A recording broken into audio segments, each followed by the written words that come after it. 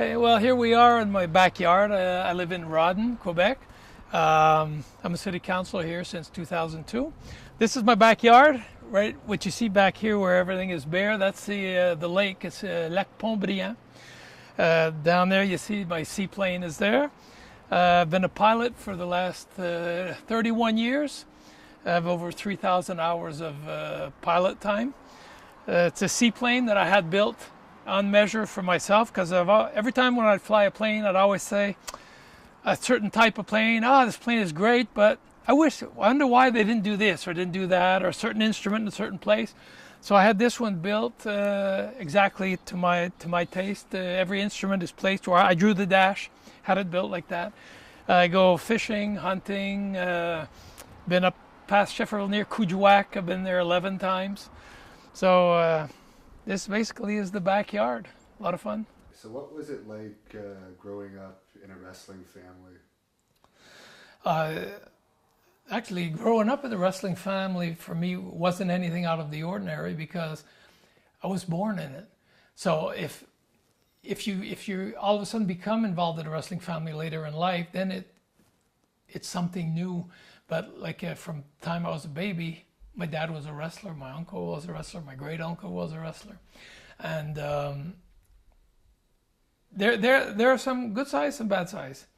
The positive side about it, sometimes it opens doors. When the place is full and they say, "Oh, you're there," it can open a door. Other times, though, you want to have some privacy or something, you can't always have that. Like if you're out at a restaurant with your wife or or girlfriend, whatever the case may be, somebody's going to come up, ask for an autograph, ask for a picture, and which at times is not a problem, but sometimes there are people that can come out and be very insisting, where it's not as much fun, where sometimes people come up, they're very polite about it, and then it's a pleasure. But young, it was exciting, because I was a kid and I'd see my dad in the ring, and you see all the people screaming and stuff, and actually it was scary at times, because you see your dad in the ring wrestling also. And like I remember matches back then against Abdullah the Butcher, Mad Dog Vachon when I was a kid, Hans Schmidt. They were scary guys. When you're a 6, 7, 8-year-old kid, it's pretty scary. But I could say basically your question is good, but it's hard to give a precise answer because I was born in it. So Were you aware that wrestling was an athletic show when you were young, or did your father no, hide that? the business was very protected back then, and actually that's something that I miss nowadays. I think the business should still be protected to a certain extent. The business has evolved, but you can still protect it. If you go see David Copperfield at a show, and before the show he starts telling, okay, I'm going to do a lot of tricks, but I'm going to show you how they're done before they're done. Even when he does them, well, it's great, but there's no intrigue, no mystery left. There's a certain percentage of mystery that has to remain. But when I was a kid, like I said, the business is very well protected. I found out, actually, you might say, wow, you found out late. Yeah, I did. I was 13 years old, actually, when I started training to become a wrestler. That's when I got smartened up to the business, at 13 years old. Up to then, I may have seen, there was maybe at times I had a few doubts with a few things, but then I say, oh, maybe those two guys, was a little different. But there was always the fact that it was rough. The business, it was a lot tighter and a lot rougher, a lot less spectacular maybe for certain people, but maybe at times a little more credible too. And before we get into your training, do you want to tell us about your father as a wrestler and how famous he was in Quebec and some of his accomplishments as a wrestler? My dad was a very famous wrestler here. He had a reputation of being a tougher guy than my Uncle Johnny. My dad had a style that he was very well respected from other wrestlers. He wasn't the most scientific wrestler, but everybody believed in his right hand punch, and he had a good one too. He was the quietest guy you'd want to meet, but at the same time, if somebody looked for trouble, it wouldn't last very long. because he wasn't the type that would speak very much, but if need be, he could act. For me, he was a good role model. He was a good wrestler. I like the ruggedness of his wrestling, the tightness of his holds, and the credibility that he gave to the business. And what was your favorite feud of your father's when you were growing up watching him? It was against Abdullah the Butcher. When Abdullah was in his prime, he was back then, he's probably 250, 260 or something like that. And they had some matches. They had some death matches back then where falls didn't count, but you know, you kept going until one could not come back for the bell. Those were pretty grueling and pretty intense matches back then. And I suppose due to the protectiveness of the business, you never really had much dealings with Abdullah outside of that. Never. I didn't. Actually, I had no dealings with any of the heels. It was very, very well protected. And even my dad, if we worked at the Paul Sauvé Arena back then, and on the way home, if you'd done something, he'd still be selling it on the way home. You know, and I asked, "You okay? Yeah, sore, but I'm still okay." You know, but he kept working it coming home. And you said you started training to be a wrestler at 13. Did your dad kind of drag you into that, or were you eager to become a professional wrestler? I was always very active. I liked sports. My dad asked me one day, he says, would you be interested in wrestling? And I said, maybe, because at 13, I was looking at the guys in the ring, and I couldn't see myself at that level. I'm 13 years old. I weighed 100 pounds, you know? And I'm looking at the guys, it's like, well, maybe, but I couldn't see myself being there. At that point, he said, he didn't drag me in. He says, if you want to, he says, if you listen to me and you work out the way I train you and you're serious about it, he said, I guarantee you, I promise you, at 16, you'll be wrestling. I'm a very dedicated person, a very disciplined person. And I took the challenge up and started training as of there. That's when he smartened me up to the business, when I started training. But like I said, up until then, that's why also when he asked me, do you want to be a wrestler? I was looking at it. I couldn't see myself wrestling those guys on a legit basis. I'm 13 years old, and the guy scared the heck out of me, you know. Now, did your father train you himself? Yeah, he was very, very implicated. We had two wrestlers, Mexican wrestlers that were here back then, Jose Correa and Pepe Villa. They were working the territory in the late 60s. I started training in 68. I started wrestling in 71. And I'd say in 1970, Pepe Villa and Jose Correa were here. And so he hired them to come and train and wrestle with me in the ring. And there was one main coach that I had was Luigi Macera back then. Luigi trained me for the whole couple of years in the ring. I did the first 2 years was mostly working out to build a body. So I did a lot of weights for the first 2 years. And the last year and a half, I was in the gym minimum 3 days a week and 3 hours at a time. And that's where I had Luigi Macera as a main trainer. Joe Leduc came at one point. Paul Leduc was there. Deepak Masan, he came in for a while. Gino Brito, Lionel Robert. But my main trainer, and my dad was the stiffest one of all. I remember one time we lock up and I push him into the ropes. He said, okay, so we lock up. I said, tight, you know, so okay, so I'm tight. He says, push me in the ropes. So I get him in the ropes. Now the referee says, break, what do you do? So I let him go and he slapped me across the face. Pow, he says, protect yourself at all times. I was like, wow, okay, this was an awakening. You know, I didn't expect that. So after that, when he said break, okay, my hands were up. I'm breaking, but I'm protecting myself, even if it's a work.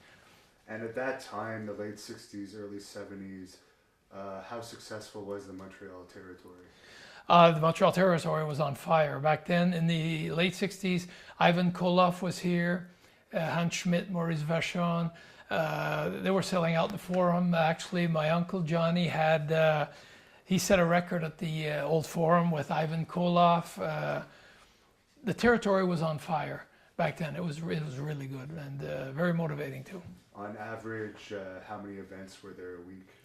The territory here, it was a summer territory because in the winter, you always had the arenas which had their hockey. So you couldn't, a lot of them weren't equipped to set up rings on the ice back then. So basically it was a summer territory. We'd be working basically from middle of May until right after Labor Day. It was pretty much 7 days a week. I remember one summer when I started, I was a kid, 16 years old, and I don't think I had a day off in 4 months. So I remember at one point I was anxious for summer to be over to have a day off, because I went back to school after that. So as soon as I quit school, 7 days a week, I was wrestling all over, and right up back until I went back into school again. What was it like going to school with regular kids while you were a pretty famous wrestler? I guess you were probably on TV, Yeah. wrestling in front of large crowds and big arenas. Yeah, they were impressed, because even more so back in the 70s when you were on TV, it was like a big event. Now there's so many stations and everything, it's a little different. But back then, I'd go to school and they say, "Oh, I saw you on TV on Saturday." It made you popular with the girls, so that was a good thing. And do you remember your first match? Yes, I do. My first match was in Joliet, Quebec, which is only 25 minutes from here, and against Butch Morgan. It was a sellout crowd. My Uncle Johnny was in my corner, and the match went about 6-7 minutes. 6-7 minutes. I was very, very nervous. So nervous, I had a hard time lacing my boots up, because I felt a lot of pressure on my shoulders. There was so much publicity made on the fact that it was my first match, and a new Rougeau, a new generation in the family, and the first match, all the publicity was built on that. So I felt a lot of weight on my shoulders. So it was, I still remember it like it was yesterday, but it went well. So just for people who may not know, you were the first of Jacques Rougeau Sr.'s kids to become a wrestler, so you're the first, second generation. Correct, yeah, because there was my Uncle Johnny and my father Jacques, and then I was the next one to come in. My brother Jacques actually came in 6 years later. Okay. Yeah. Did you have much contact with Mad Dog Vachon in your younger days? Not at all, because when I started training, Maurice wasn't. He was like, I wasn't smart to the business, you know. When I wasn't smart to the business yet, we never mingled with the heels, so I never was around Maurice. And at the same time, when Maurice came back to Quebec in early '72, I think it was, they started up Grand Prix Wrestling, which was opposition to us. So then again, for me, Maurice was an enemy. He was here trying to take over the territory that we had. And your father's was called International Wrestling? Yeah, Les Arts de la Lutte. That's what it was. Actually, the company name was Les Entreprises Sportives de l'Est, and the wrestling show was Les Arts de la Lutte sur le matelas. But so I never mingled with Maurice. I only did later in life, when he was towards the end of his career, when Dino took over, and he was like on his retirement tour that he did in Quebec and stuff like that. And I spoke to him. Funny, I was at the WWF when I spoke to him more. It's coincidence. What did you think of him as both a wrestler and a personality? Because he's such a... He was an eccentric personality. I think there are different facets, different sides to Maurice. I think I like him better when he was older than when he was younger. I think he had a pretty hot temperament at one point. I remember one incident where one of his sons opened the car door and banged the car next to him. And Maurice, walloped him upside the head. His son was kind of young. I don't think that was the best way to educate your son. But then again, that was Maurice. There are times when he did abuse of some wrestlers that were starting in the business, stiffed them, a few concussions he's given to. I don't think it was very accidental. You know, Maurice liked to push it at times. That part I didn't appreciate much. But I wasn't around him that much at that point. Like I said, later he was getting also a little more fragile, a little older and less testy, let's say. So he was mellowing out a bit. I appreciated him more then. And after, when he had retired, when I was at the WWF, we were in Omaha one time. I spent a whole afternoon talking to him. It was great. And did you have much contact with Frenchie Martin as a wrestler in your early days? Yeah, Frenchie Martin. One of my first angles I did, it was in Carte de la Madeleine. Frenchie Martin and Michel Vigneault back then, which is Rick Martel's brother, which died. They were, I think they were called the Patriots back then. I'm going back now a lot of years. They were the Patriots. So Frenchie Martin and Michel Vigneault against me and Denis Gauthier. And we did an angle back then, so I did mingle with Frenchie back then. After that, I didn't see him for a while. And then we were back together when he was here in Quebec with Pierre Mad Dog Lefebvre in the 80s and stuff. And then again in the WWF later on. We traveled a lot together, which was fun because that was one of the things on the road. Sometimes you could, there were little cliques that would form. And stuff. So you were friends with some guys, and Frenchie was one of the guys I had a lot of fun with. He was always laughing. And Frenchie ended up managing Dino Bravo in the Correct. WWE. Did you wrestle Dino Bravo much in your younger days? No, Dino and I were on the same cars. I wrestled Dino Bravo one time at the Montreal Forum. It was supposed to be my brother Jacques against Dino Bravo that night. And a couple of days before, Jacques had broken a toe and he couldn't work that night. And so I substituted. So I worked with the Dino. Actually, no, we did have a couple of matches. Yeah, we did a couple of, my brother and I against Bravo and Valentine at the actually WrestleMania, no, it was Beefcake. We'd had a couple of matches with Bravo and Valentine back then, but at the WWF. Earlier, we didn't. We were in the same dressing room, and then at times, we didn't see each other for a long time. And then he became promoter here. Were you surprised at his death and the manner in which he was executed? Yes, surprised, yes and no. The way I found out, I was very surprised. I just come back from TV taping with the WWF. I landed at Dorval Airport. I'd taken a red eye back from California. I landed at Dorval Airport and I'm at customs, and then the customs asks me, he tells me, he says, your friend really got it last night, huh? I said, who are you talking about? He said, Dino Bravo. I said, what happened? He says, he got shot. He had told me, he says, he got shot 7 times in the head. I said, it's funny, my reaction was, is he dead? It's just, it wouldn't sink in. He got shot in the head 7 times. I said, is he dead? He says, yeah, he's dead. And it was like, wow, I was in shock. I didn't expect that. But then again, I knew that Dino had made certain choices in life, and he had close ties to the mob, and even his legitimate godfather in life was, I think it was Frank or Vic Catroni. One of the Catronis was his legitimate godfather in life. So he was around that, I guess influenced by that. And so when it happened, I was like, well, sometimes you make choices and you have to assume the consequences of your choices. But like I said, because I believe he was killed in '93, and in '92, I believe he was still making the occasional appearance for WWE in Montreal. Well, Dino, the thing is, Dino made a lot of money in the business. Dino had a high lifestyle. He spent a lot of money. He made money, but spent a lot of money. So he had to make money. He didn't want to cut on his lifestyle to make money. Once you're at the end of your career like that, I think it had pretty much fizzled out with the WWF. What do? You will go back to what you know and who you know. And so doors were opened by that. And I heard he did pretty well, but at the end, the result wasn't very good. And one of the big feuds you were known for in your early years, once you started teaming with your brother, I guess maybe we should get into that first. How did you start teaming with your brother, Jacques? My brother had gone on the road. He started in '77.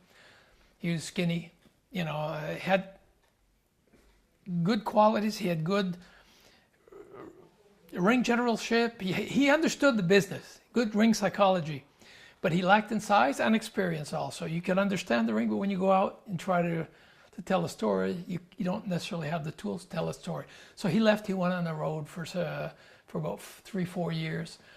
He went to Calgary to Stu Hart. He went to Mexico. He was down south in Atlanta because I was in Atlanta. And I remember at one point he was in Tennessee and he was starving over there. And he asked me, he says, do you think you could get me into Atlanta? And I spoke to Ole Anderson at the time. And I managed to get him into Atlanta. He stayed with me for a while, so he got some bookings there. After that, he was also building his body up. He was working out, and he was 17. So by the time he came to Montreal, he was basically 21 years old. He looked more the part now. He gained a lot of experience on the road. So that's when he came back to Montreal. I was in singles. Dino Bravo had just taken over to the office, because before that I was wrestling single for Gino. 79, 80, right up until Dino, I was his single main event. When Dino came in, well, he bought into the office. It's a natural thing. He was going to make himself the single main event, which I understand. That's not a problem. And that's where my brother wanted to come back, and that's when they approached me if I had agreed to wrestle partner with my brother. We said we could try it for a while. We'll see, because I had a lot more experience than he did. And at the same time, I wanted to see, are we going to work well together? Is it going to be a good team? And it just clicked. It was natural. So when he came in, we started, and it became like a brush fire. It just, as a team, we became the #1 team in the popularity, and we were drawing. So from that, the rest is history. And probably your most memorable feud that everyone always talks about from Quebec is you and your brother against the Garvins. Do you want to go over your memories of that feud? Yeah, well, actually, it's something that just came out of the blue, because it was a coincidence, because Jimmy Garvin was here for he had called Gino to be booked, and for the summer, because he was going to spend the summer in Quebec, and so pick up a few shots, pay his expenses. At the same time, Ronnie Garvin, and they hadn't spoken to each other, Ronnie Garvin decided to come to Montreal. They came in, finally they wound up, and Ronnie the same thing. He wanted to spend the summer, see his parents a bit, because they were getting older. And that's when they came up with the idea, hey, we could team you guys up, Jimmy Garvin, Ronnie Garvin, and we could work an angle with the Rougeaus and, see how it goes. So they said, sure, why not? They didn't expect, they expect that. And then we did the angle at the Forum, the Saint Jean-Baptiste massacre, which turned out, like I said, it was so intense and so real that even the next day you had a hard time walking, But it touched something here in the province. It touched the people. It touched my dad was implicated in it, but it just, I don't know, it just touched a chord. And it set off something where we established, attendance records all over in the province, and the thing about that, sometimes people ask you, what was one of your best matches you had? It's the Garvins and the Rougeaus at the Montreal Forum, the return from when we did the angle. When we did that return, for me, that's one of the best matches I ever had. The intensity was out of this world. It was a sellout at the Forum. They turned people away in the streets. The screaming was so loud, the people were yelling so loud that it was distorting in the ears. How if you turn up a speaker too loud, all of a sudden the sound just vibrates, it doesn't sound, that's what it was sounding like in the ears. It was so loud. And the Garvins brought the best out of the Rougeaus, and I think the Rougeaus brought the best out of the Garvins. It was just, like I said, a match made in heaven. Everybody brings out the best of each other, and everybody was intense. Ronnie Garvin's a tight worker, rugged worker, which that I appreciate.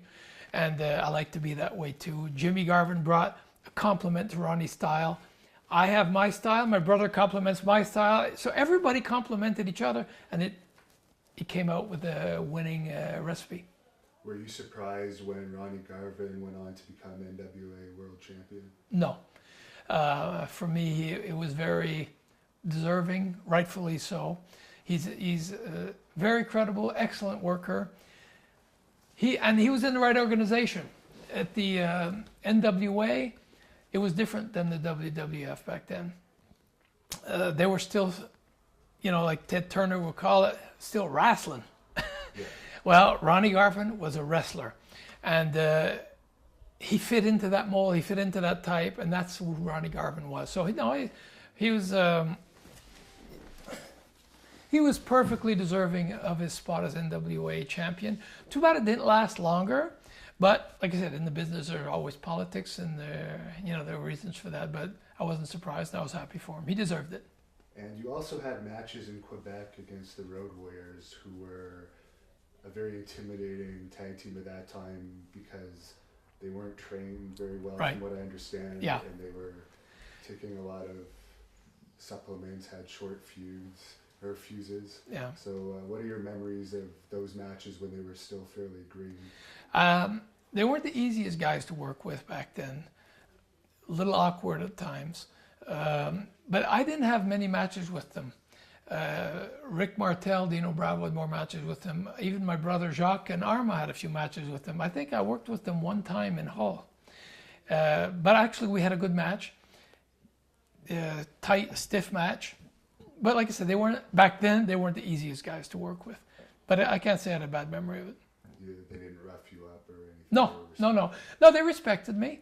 I think in this business, you build your own credibility. You build certain people command respect. I think I was respected in the business. They respected me. They respected where I was and who I was. So then they didn't try to cheap shot or something like that. They just, like I said, when there's respect, there's no problem. And what are your memories of Andre the Giant from your father's territory in those days? Andre was a fun guy. I remember the first times I saw him was when we did the competition with Grand Prix Wrestling and us. That we did a few big towns. There was Ottawa, Montreal, and Quebec. We did Grand Prix against Les Arts, a mixed promotion. That's when I saw the Giant for the first time. I was very impressed with his size. I mean, he was a huge, huge man. But didn't speak with him much back then because it's funny, but I've always been a loyal guy. I'll take sides and I'll be a loyal guy and I'll stand my ground. He was part of Grand Prix. So for me, he was part of the opposition. So I didn't try to befriend him. I was polite, courteous to him. I said hello. But that's it. I kept my distances. For me, they were still opposition. So I kept to myself. I became more friends with him in the 80s when Gino, well, actually, he was part owner of the promotion in Montreal with Frank Valois, Gino Brito, and Andre. It's called Varoussac Promotions.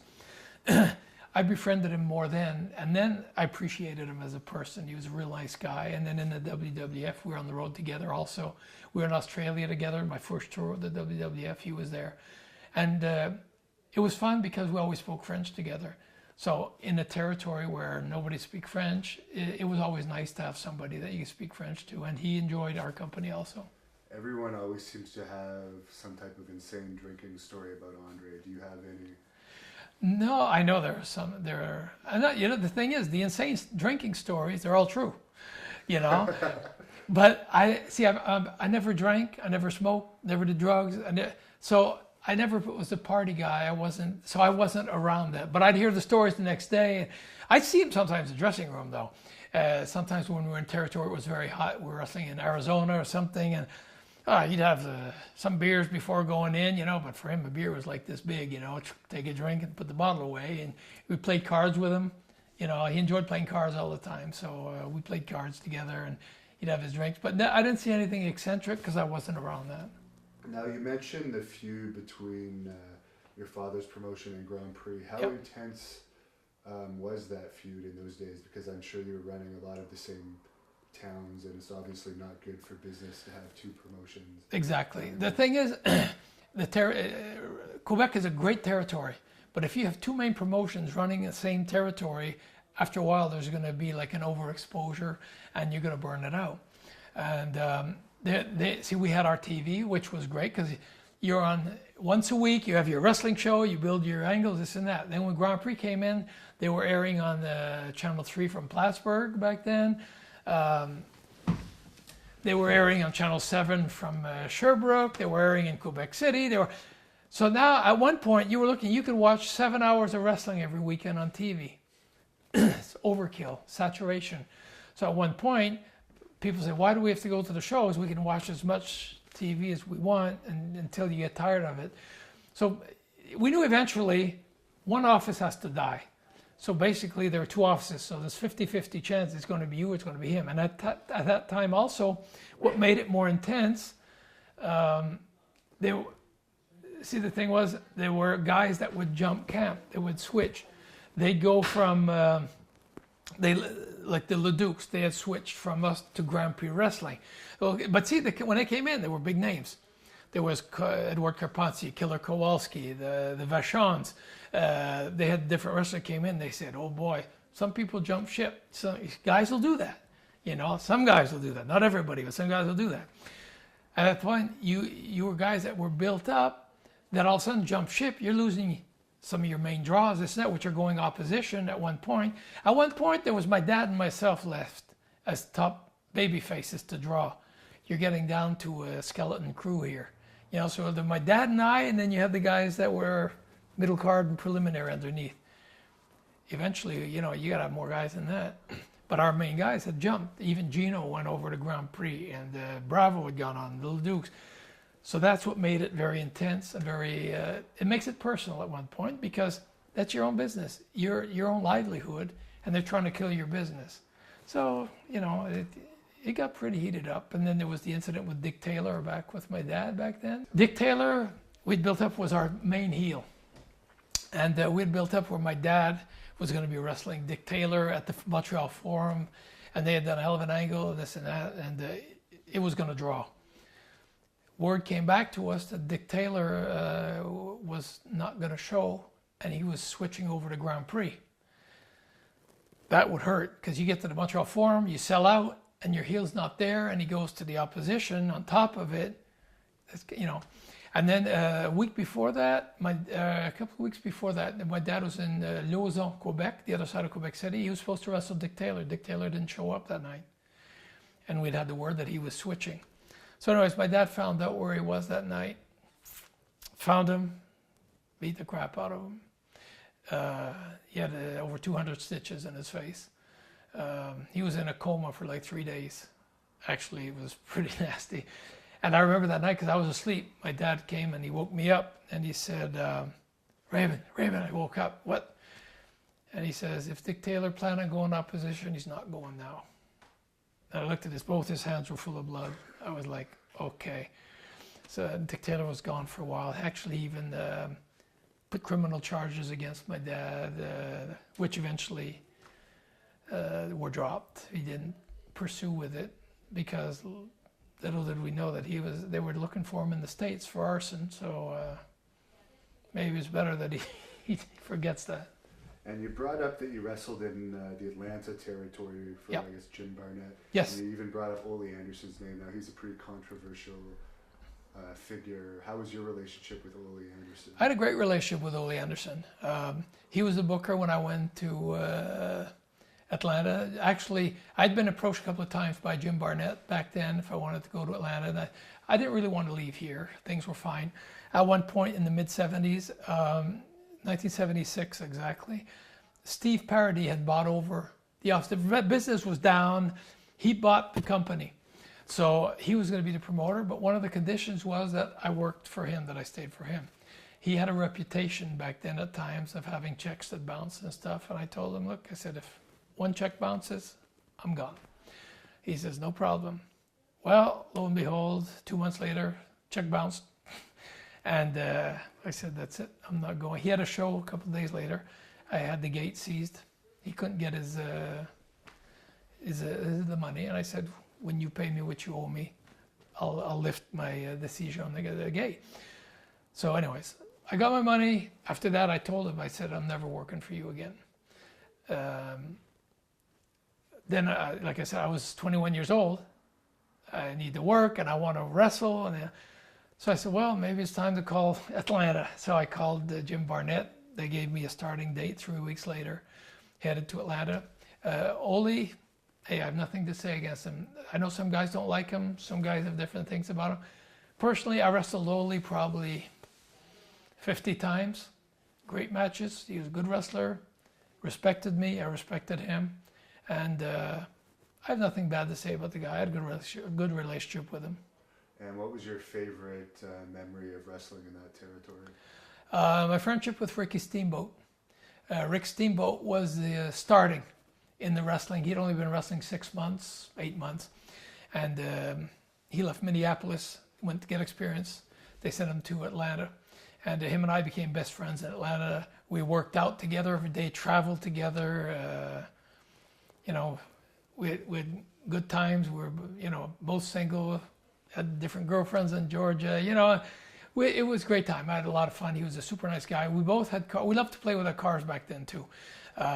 Working on the engine, I had a Pontiac Trans Am, and you know, we worked on it, put headers on it. You know, we liked back in the '70s. It was a thing. We pimped our cars. We had fun with it. And so you ended up going back to the new company, I guess it was run by Gino Burrito, Dino Bravo, and a few other people. And that's when you were tagging with your brother before you went off to WWE. Do you want to tell us how both of you ended up in the WWE? Yep. 1981, like I said, Dino Bravo bought into the office. So my brother and I were tag team, and we did very, very well here. Lots of girls, as your brother told us. Well, you know, the thing is, you know, it's for sure when the business is popular, when you're popular, you know, it's more accessible. Let's say. We're doing very well as a team. We worked well together. We had great matches. The way it happened is funny because I got a call from Edouard Carpentier. Him and Guillaume, because the French TV here had switched. They were going to now air WWF wrestling. It was Guillaume and Edouard Carpentier. They were airing Gino shows, and all of a sudden they switched and they went to WWF. I keep wanting to say WWE, but because I'm used to saying that now. You can call it whatever you want for this purpose. Okay. So Edouard Carpentier calls me. I hadn't spoken to him in a while, and I was a little like cold with him because I was upset that they had switched TV, gone to with WWF, and because I knew it was hurting the business here. And to be successful in wrestling, it's since always you need to have a TV show. That's your vehicle to promote your events, your angles, or whatever. By no more TV here, I knew it was going to be very difficult. So when Edouard called, I was very just, you know, small talk. Yes, how are you? Yeah, I'm good. What's up? You know, and he says, Raymond, he says, have you ever considered coming to WWF? I said, no. Because what I had heard back then was, you know, the guys were on the road constantly. You have to go live in New York. These are the rumors I was having. You have to move there. And I was well set here. Financially, I was already in decent shape. So I wasn't like, oh, I have a chance to make some money. Yes, it's great, but it wasn't like that was my incentive. You need to have an incentive. I didn't need it. Player here too. Exactly, main event player here. I had income properties. I was in good shape. So, but Edward said, oh, that would be the place. You know, he says, Raymond, your place is in the WWF. I said, I hadn't thought of it. And he says, look, Vince wants to talk with you and this and that. I said, well, there's one thing. I said, if I go, I said, it would have to be tag team with my brother. I said, we've been together now. At that point, it had been 5 years we'd been tag team. And I said, we'd go in as a team. And I said, if we come in, I said, I want to be treated decent, you know, not just come in and they burn your name and then send you home. I'm not interested. He says, no, they have plans and I'll talk to them. I said, well, I'm taking a flight tomorrow morning. I'm going to Florida. And I said, if they want to talk to me, I gave them the number, tell them to call me in Florida. My plane's landing at 12:30. They can call me in the afternoon. I'd been at my house 30 minutes, the phone rang. It was Terry Garvin. He says, Raymond, he says, Vince wants to meet with you and your brother, you know. And I said, okay, when? He says, well, when can you come up? I said, well, I'm in Florida right now. They said, well, we'll send you we'll send you a plane ticket.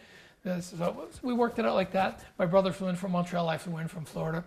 And they had the limousine pick us up at the airport, bring us up to Stamford. We met with Vince and Pat, and it was a done deal from there. We were coming in. At that point, we didn't have our working papers for the States yet, so they had to work out that process. But they said in the meantime, you can start, we'll book you in our Canadian cities. We'll have you come to Brantford, Ontario, where we do our tapings back then, and until we get your papers for the US side. So I said, okay. Out of the blue, I said, do you have a tour that's coming up overseas or whatever? I said, yeah, we have an Australian tour coming up. Would you like to go? I said, yeah. So they took 2 other guys off. They sent my brother and I on to Australia for 2-3 weeks. So that was our first tour with them.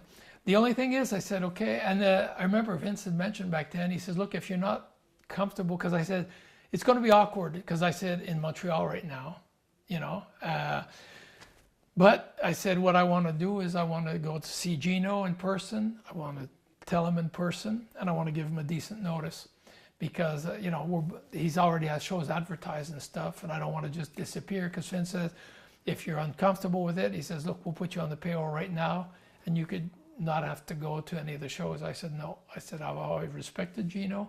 Out of respect for him, I want to give him a notice. I want to finish all the dates where we're advertised.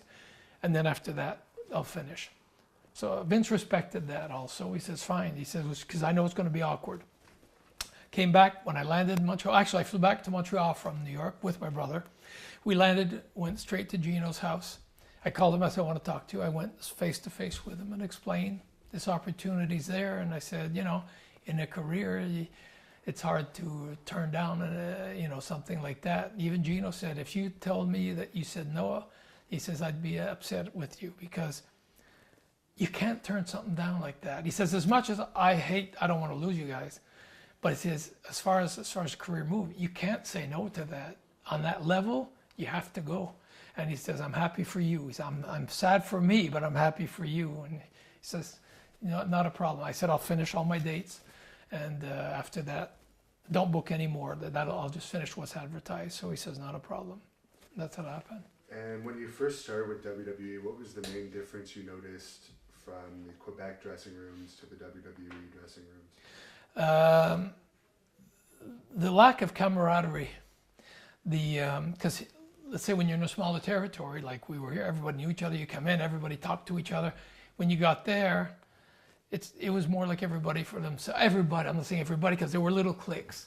You know, 2-3 guys that would hang out together, 2-3 more. Some would mingle a bit with others, but it wasn't like a big family. It was more like certain cliques. And I remember, because when we first came in the territory, when you're new, some guys don't want to make it too easy for you. You know, you come in, actually they want to test your character, see your personality. And we come to cities, I mean, it's all the first time everywhere, you know, and I sometimes ask guys, hey, let's say in Long Island, how you going?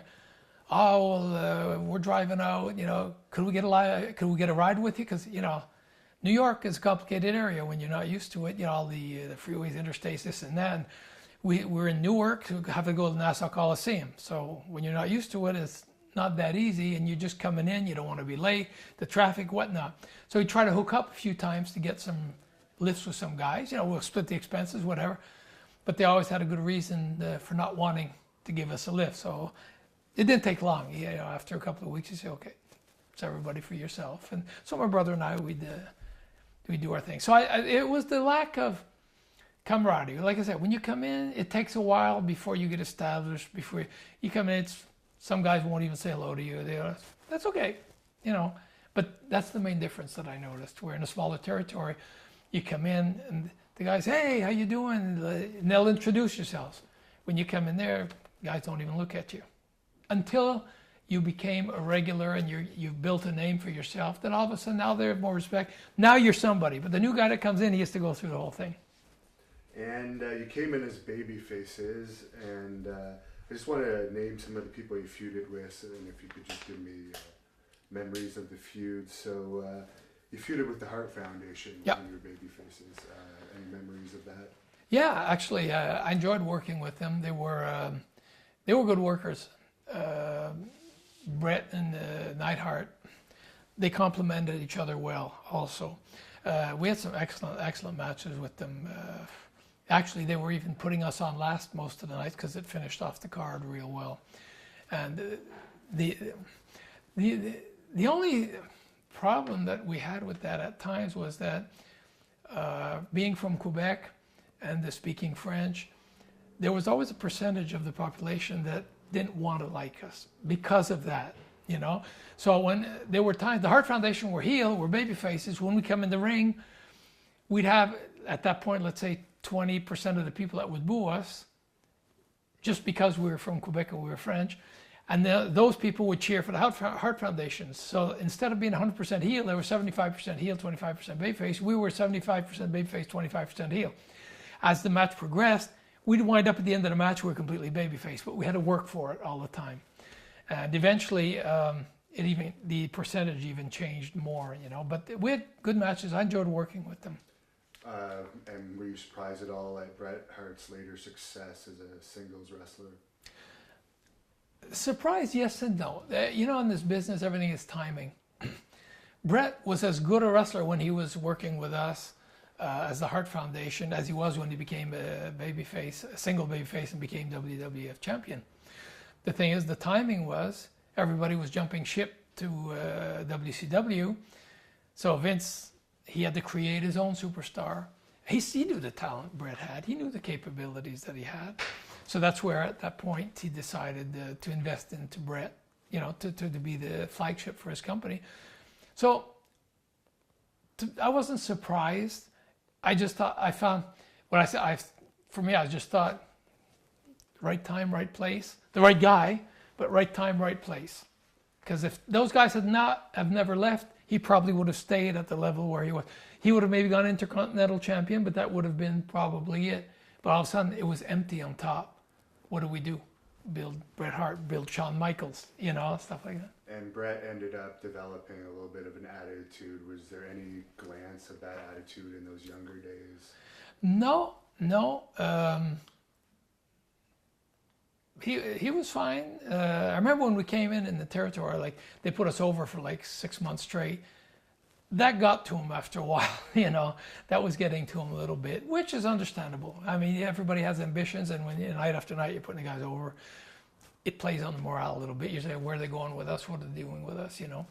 But besides that, no, he had no attitude. He was fine. Actually, always very pleasant. He always, like I said, it's funny the word respect comes back a lot, but Bret respected me, and I respected Bret. So there was always a good level of conversation there. And Bret could speak his mind, I could speak my mind, but it was always in a respectful way. He didn't have to wear kid gloves to talk to me, or, you know, and the same. If something I didn't like, I say, Bret, and we'd just talk. And it was the communication channel was very open, very fluid there. He had no problem then.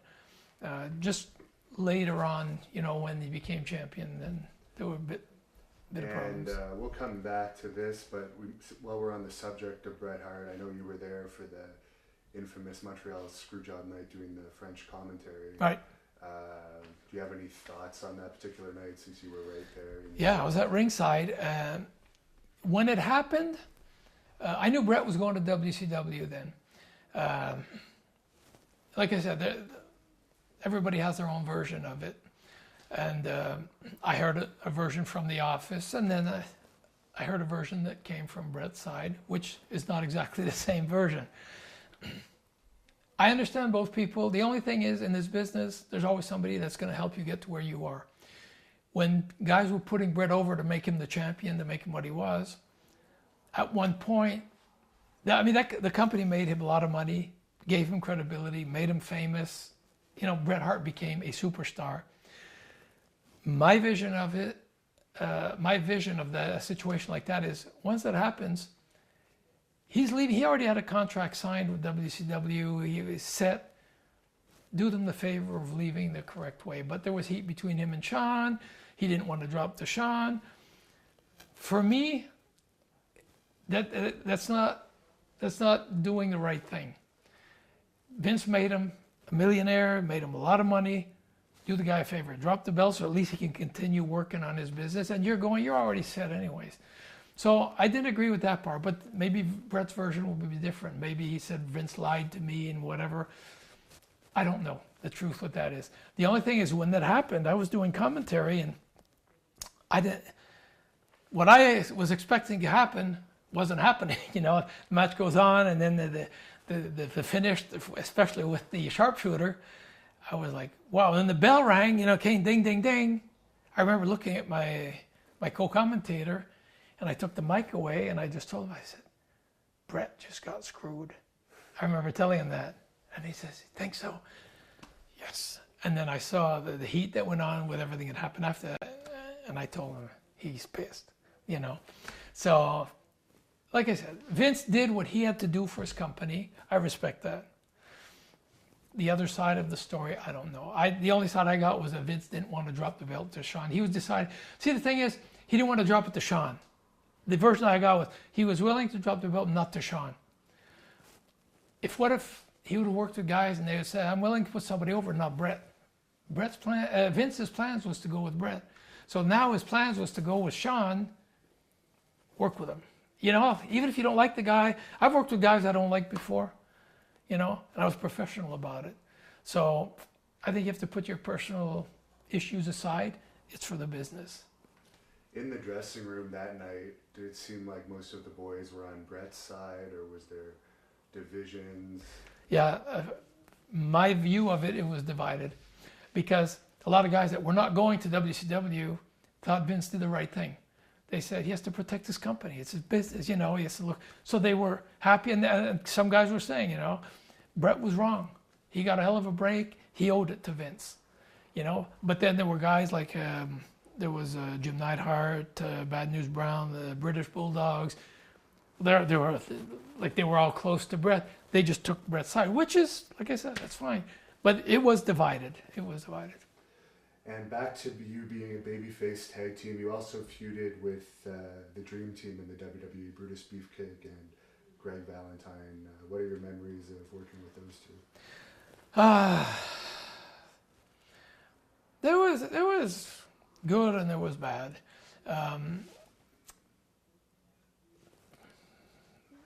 Greg partied a lot, you know, at times wasn't as into it as he could have been. He's a hell of a worker.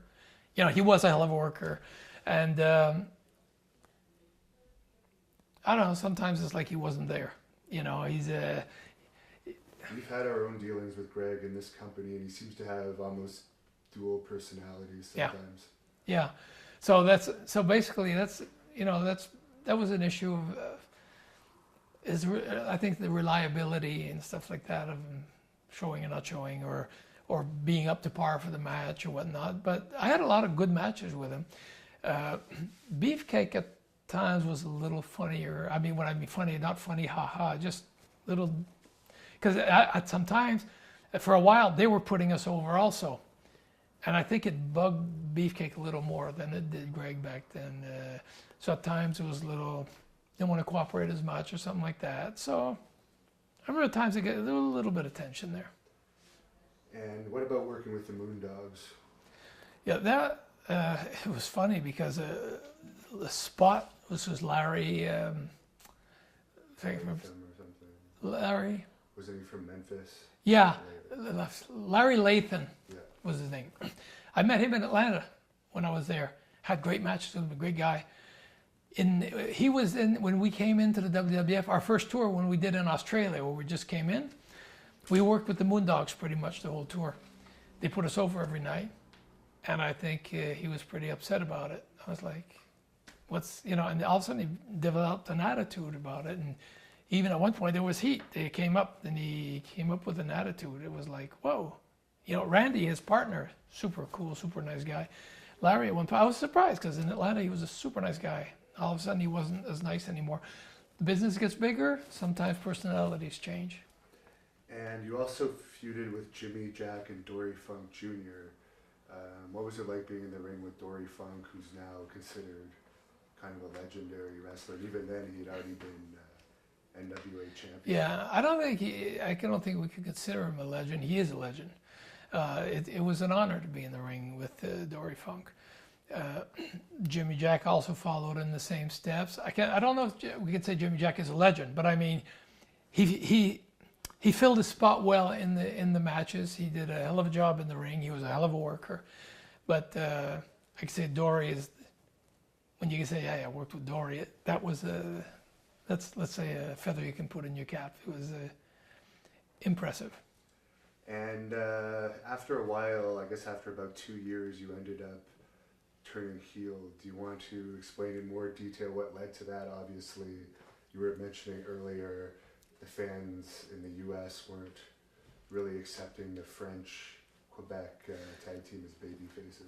Yeah, after about 2 years, actually, like I mentioned in the beginning, we could see there was always a percentage that was against us because we were speaking French and coming from Quebec. There were even signs like "Frogs go home." You know, we were just starting, and we thought, geez, you know, we're coming in and we're building it. They were putting us over, and they see a sign "Frogs go home" and say, I don't understand why. Kind of understood, but I said with times it'll fade out. It didn't, and with times it got a little worse. In this business, to be successful, you have to either be hated or loved. You don't want to be caught in between. And at that point, we were starting to be caught in between, and it wasn't a comfortable place. My brother and I had spoken about it, and we had wondered, maybe we should turn heel. We laughed about it because, you know, Rougeau was turning heel. It was something that was never even considered, thought of, or imagined. And we laughed about it, but we said it would probably be a solution. I was trying to imagine, what would it be like working heel? I've never worked heel. I did in Japan, 1975, just a little bit, but I was like, wow, being a heel. So we came up with the idea, we thought about it. All of a sudden we had a call, Vince wanted us to fly us to Stamford, come and meet with him.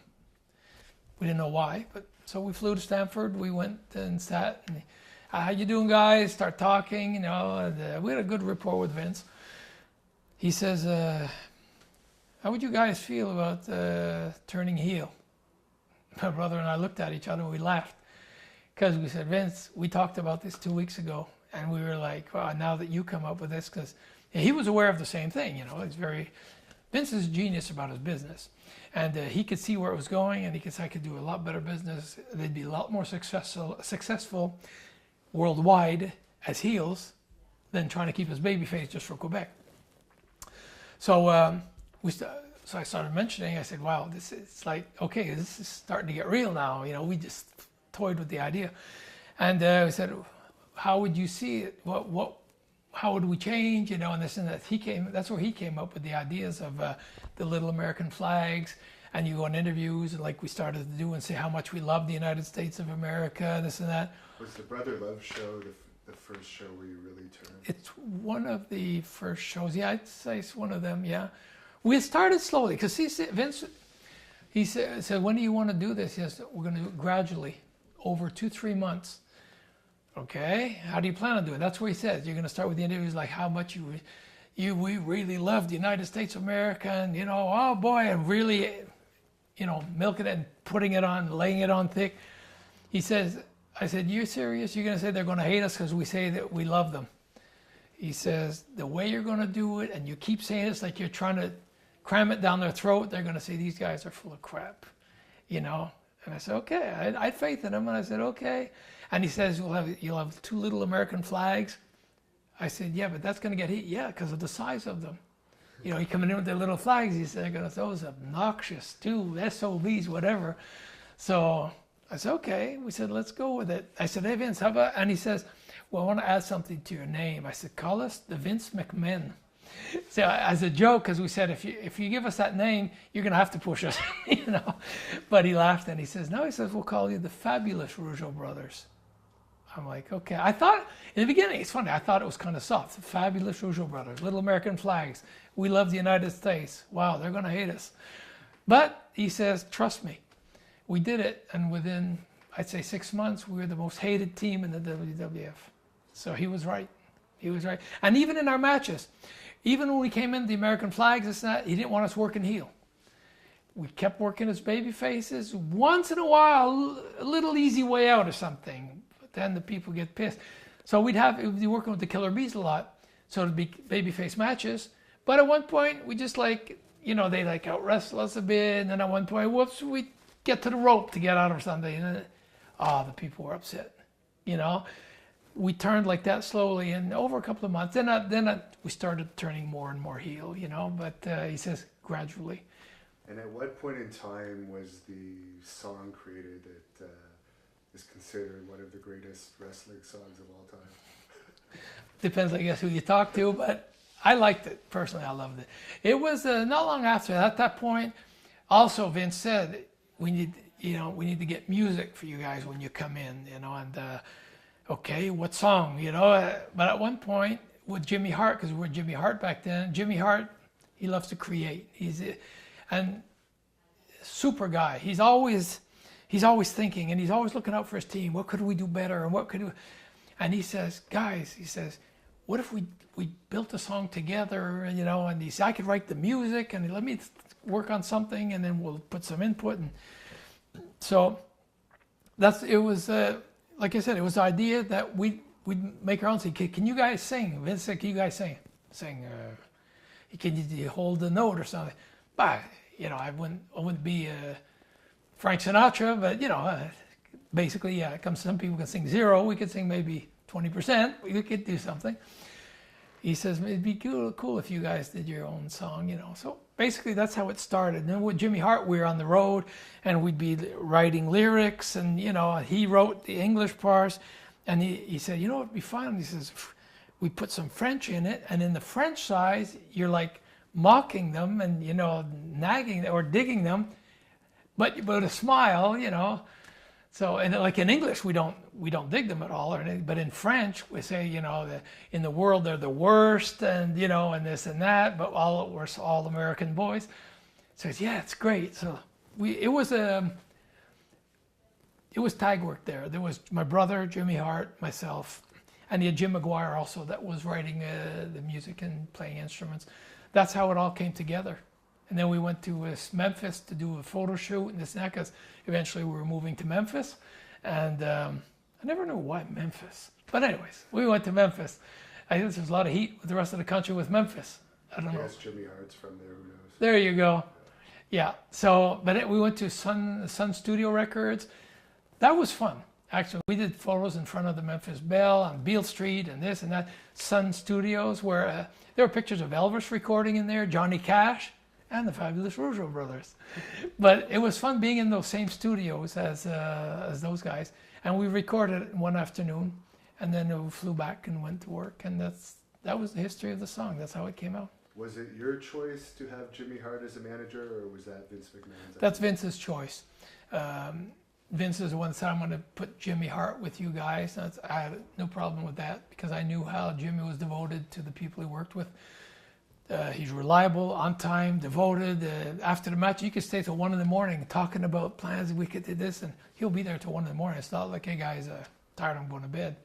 He loved the business. Now, when you won the tag team titles for one night only from the Hart Foundation, Yep. Were you guys baby faces or heels? We were baby faces. Okay. It was just before we turned heel. It was baby faces. It was an idea that I think Pat Patterson had, because we were working with the Hart Foundation. They were tag team champions. And Pat came up with the idea. He says, that would be great if you guys...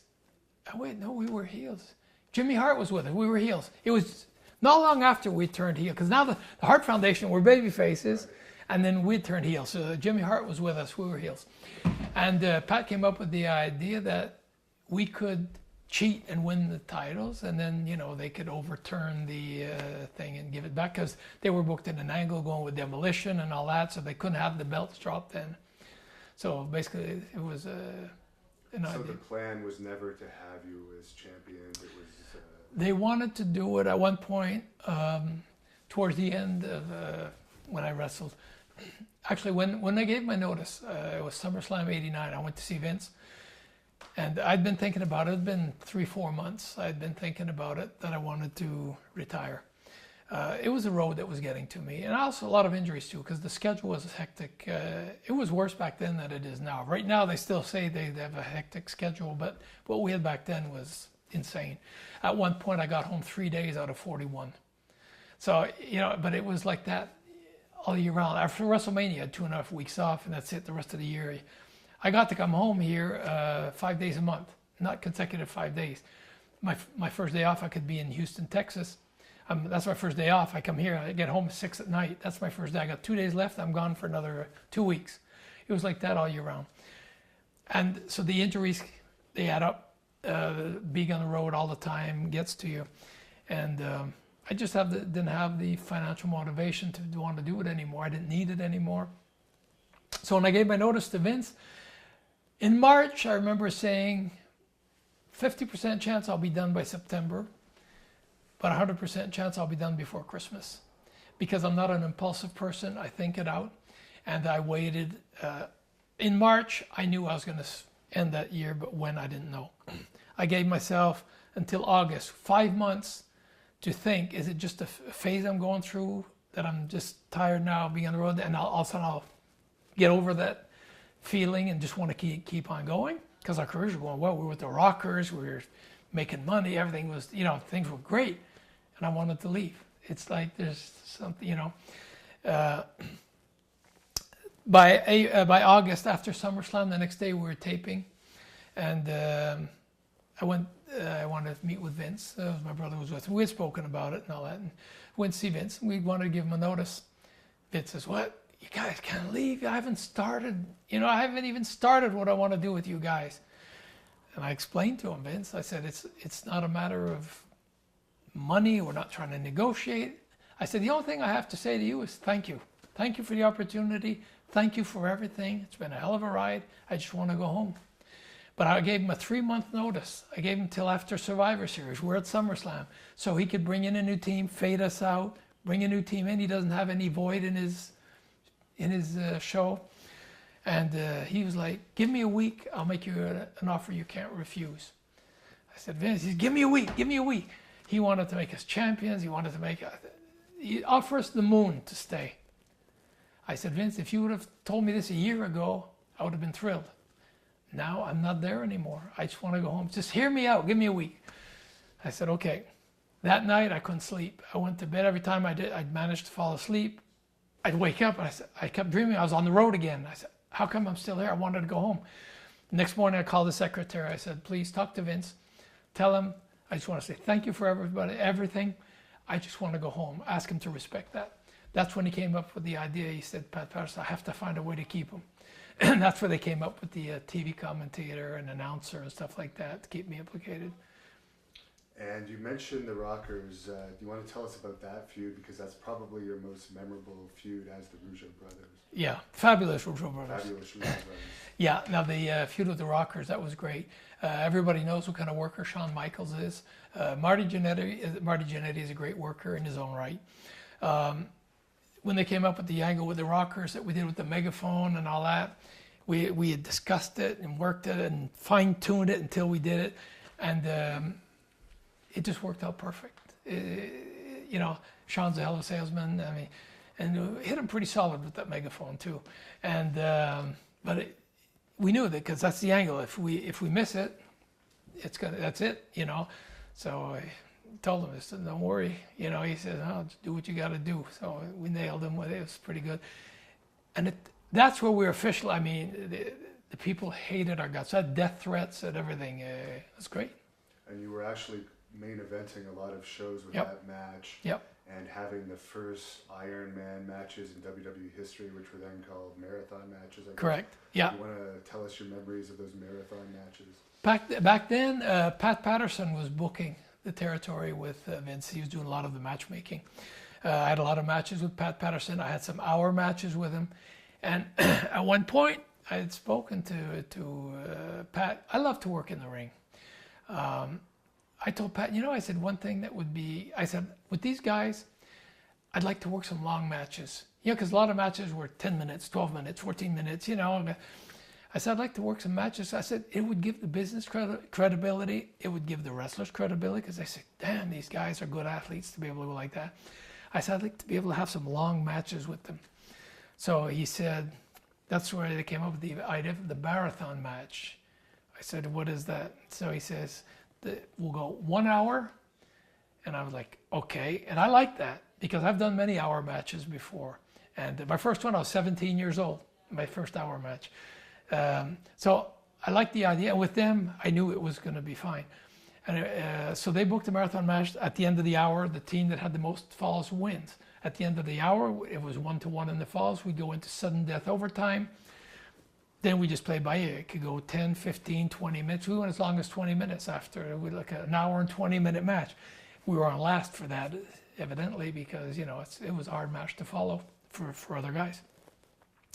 And they booked a couple of them, and they were like, wow. And the people were, it attained what I hoped it would attain. And for the business, it was good. So then they booked about it. We did the major cities all over. And one funny story was we were touring. We were over in Europe for a while. on the way back from Europe, because we were jet lagged all the time. You know, I mean, sometimes you wake up in a plane, you look outside, you don't even remember where you're going. I remember that going to Texas one time, coming back from Europe. Take my plane ticket out. Oh yeah, I'm going to Houston. Okay, you get so jet lagged. We fly back from Europe. We'd been there for 10 days. Land, go to Nassau Coliseum. Okay, I look on the wall. I look at the card. I see marathon match. The Rougeaus and the Rockers. I remember the agent that was there. I told him, I said, this is a rib, right? This is a joke. And at that point, it's not like we're green in the WWF. We'd been on the road for over 3 years. And I'm like, this is a rib, right? He says, no. I said, bullshit. I said, this can't. We're so jet lagged, I have a hard time standing up. And I said, we're in a marathon match? He says, I know. He says, they messed up. They didn't realize when they booked it that you were just coming back from Europe. And I said, this is a rib, you know. So I was trying to mind myself. We had our marathon match. And it's the next day I was in Houston. An afternoon show also. Got back to the hotel, got to sleep. I was going to change my flight to leave later because we had like a 6:30 flight in the morning to Houston. I said, I got to change this. I can't sleep for 4 hours and get up and go to Houston, you know. Went to change it, and then all of a sudden we couldn't. So I said, oh, we'll get there and we'll go to sleep. We got to Houston, get to the hotel, check in, go to bed. It was like 1 o'clock. So we said, got to bed, sleep for 2-3 hours to be in shape to work that night in Houston. All of a sudden, I don't know why, a fluke. I got up, I took the sheet out of my wrestling bag and I looked. I said, Jacques, it's an afternoon show. It was a 2 o'clock show. At that point, it was like 1:30. I was just falling asleep, and I don't know why I even checked it. 2 o'clock show. The airport's half an hour from the building. Damn, we jumped out of bed, put our clothes on, head 90 miles an hour downtown Houston, had the building, called to the building to tell them we're on our way. We got there. We were like 15 minutes from our match. We just got in, put our clothes on, boom, the bell rang, jumped in the ring, had the marathon match. We had our wrestling match. Went back to the hotel, went to bed. You know, it was crazy like that. But we had great matches. There was one match, there's only one problem with a match like that. If you get injured early in the match, you can't go home early. You're going an hour.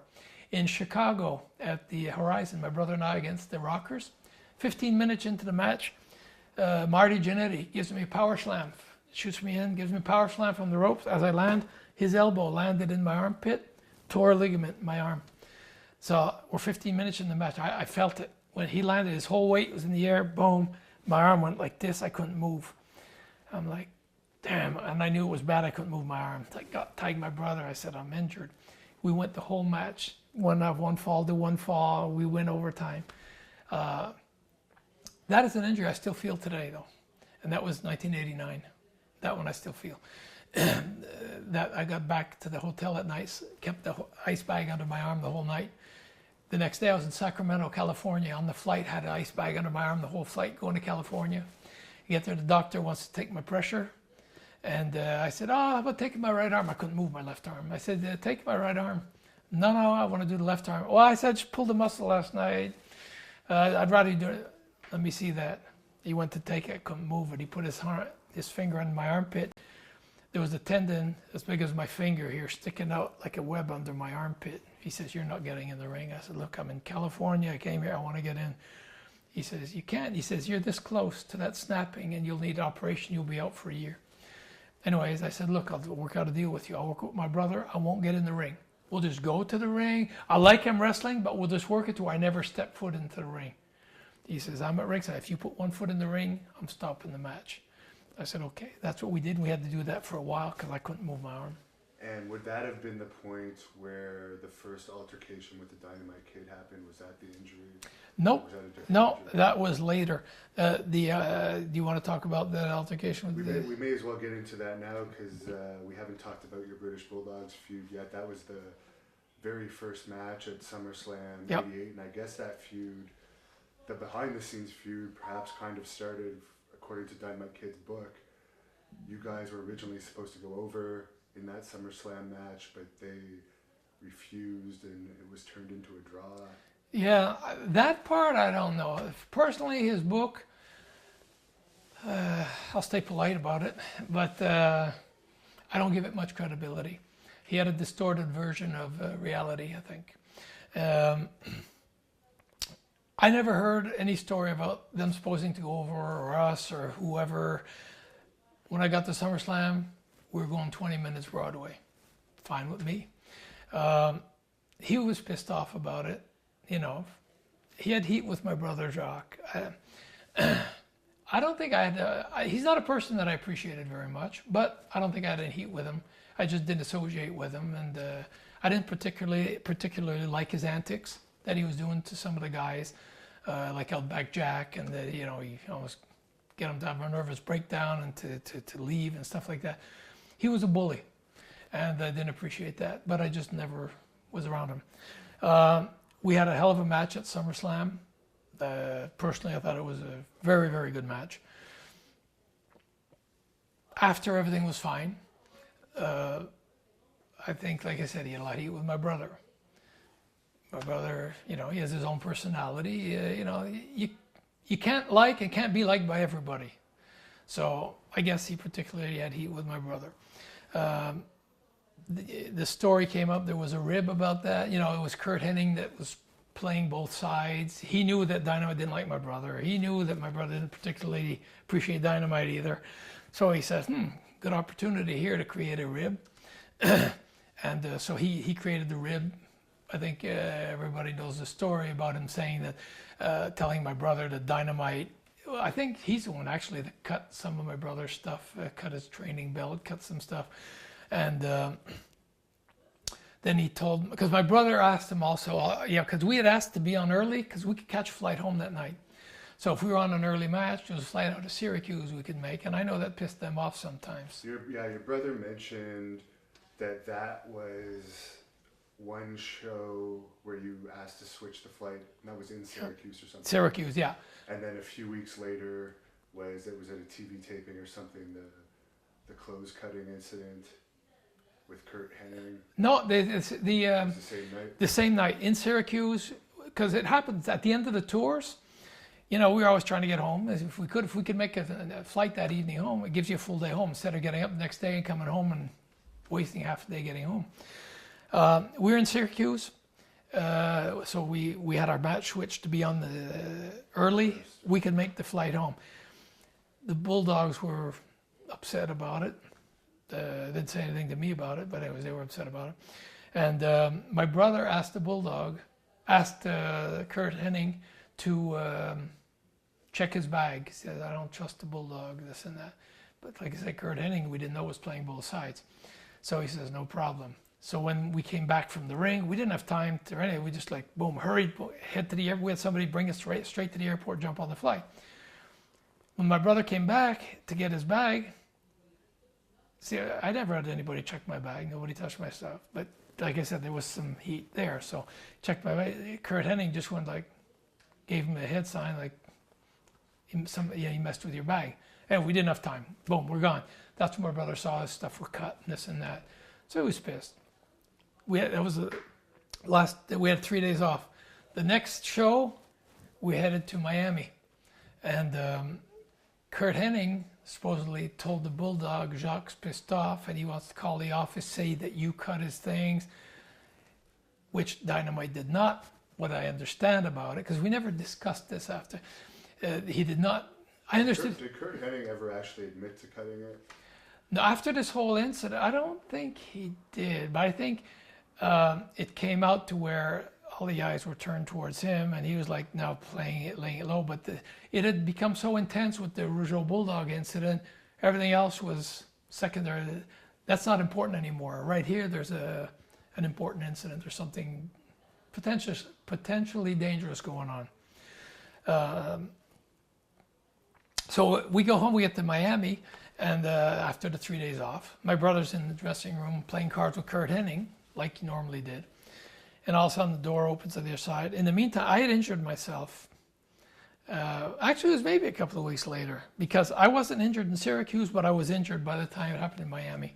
So maybe a couple of weeks went by. And I had injured myself with the Heart Foundation. Pretty bad injury, which I could hardly walk. I didn't miss any shots, but I could hardly walk. I couldn't bend my leg. Walking to the ring, the sweat would run down just from the pain of walking to the ring.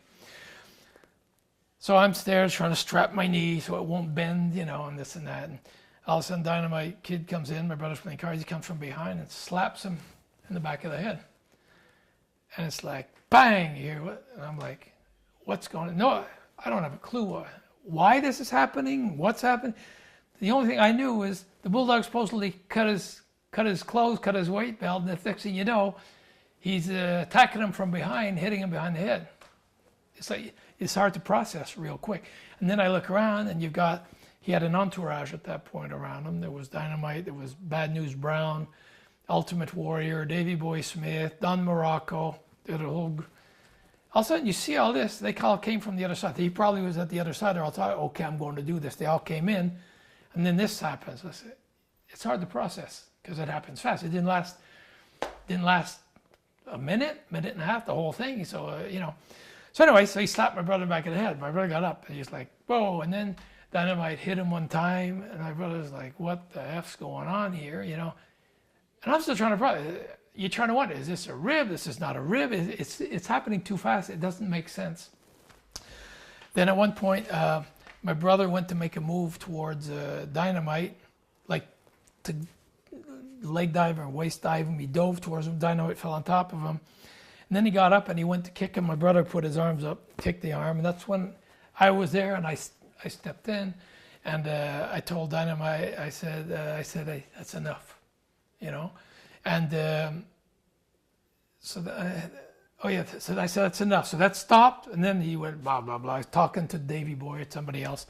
So my brother was getting up. He's like kind of dazed from what just happened. And I'm turning around like, I don't have a clue what's going on. I turn, and all of a sudden, Dynamite hit me in the neck. Personally hit like a girl. So just to set the record straight here, he claimed in his book that he actually knocked you out from that hit. No, I think the only thing he knocked out was his common sense. He knocked nothing out.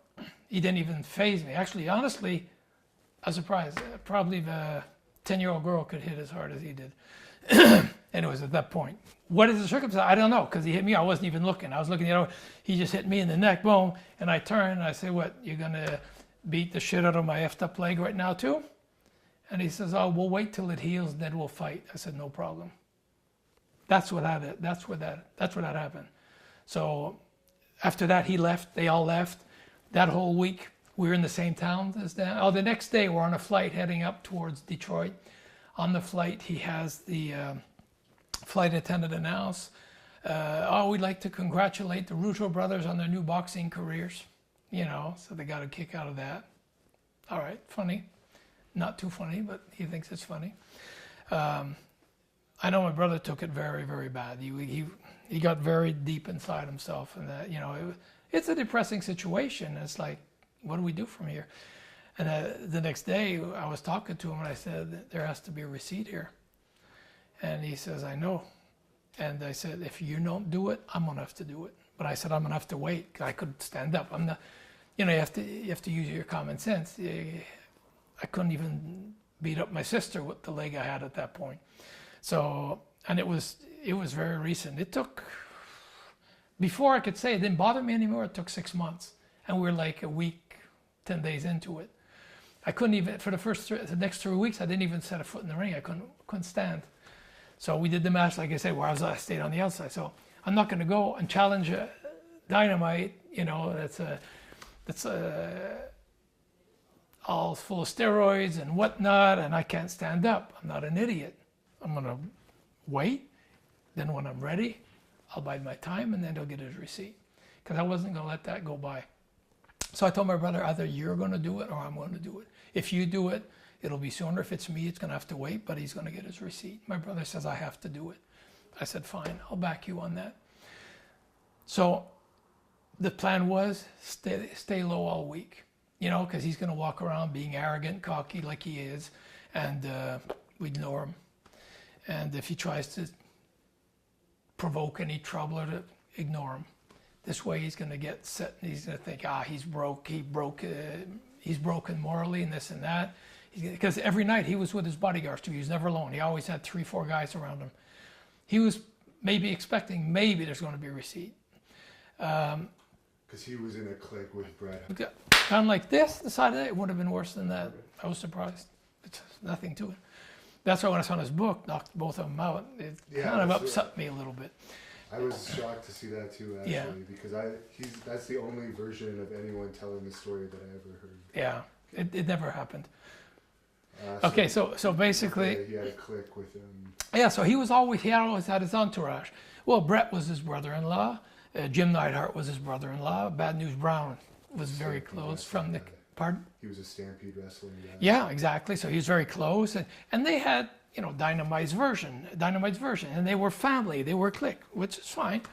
But you look, there's my brother and I, and then you've got, like I said, this whole bunch that are there. You say, okay, we'll have to wait. During the whole week, what we did in the day. My father taught me to box when I was young. My father was a Golden Glove champion. He taught me to box. He had me box with all the kids in the area and this and that when I was young. He said, I want to teach you how to defend yourself, how to fight, not to become a bully. But if ever need be, you'll be able to take care of yourself. Which it came in handy a few times in my career.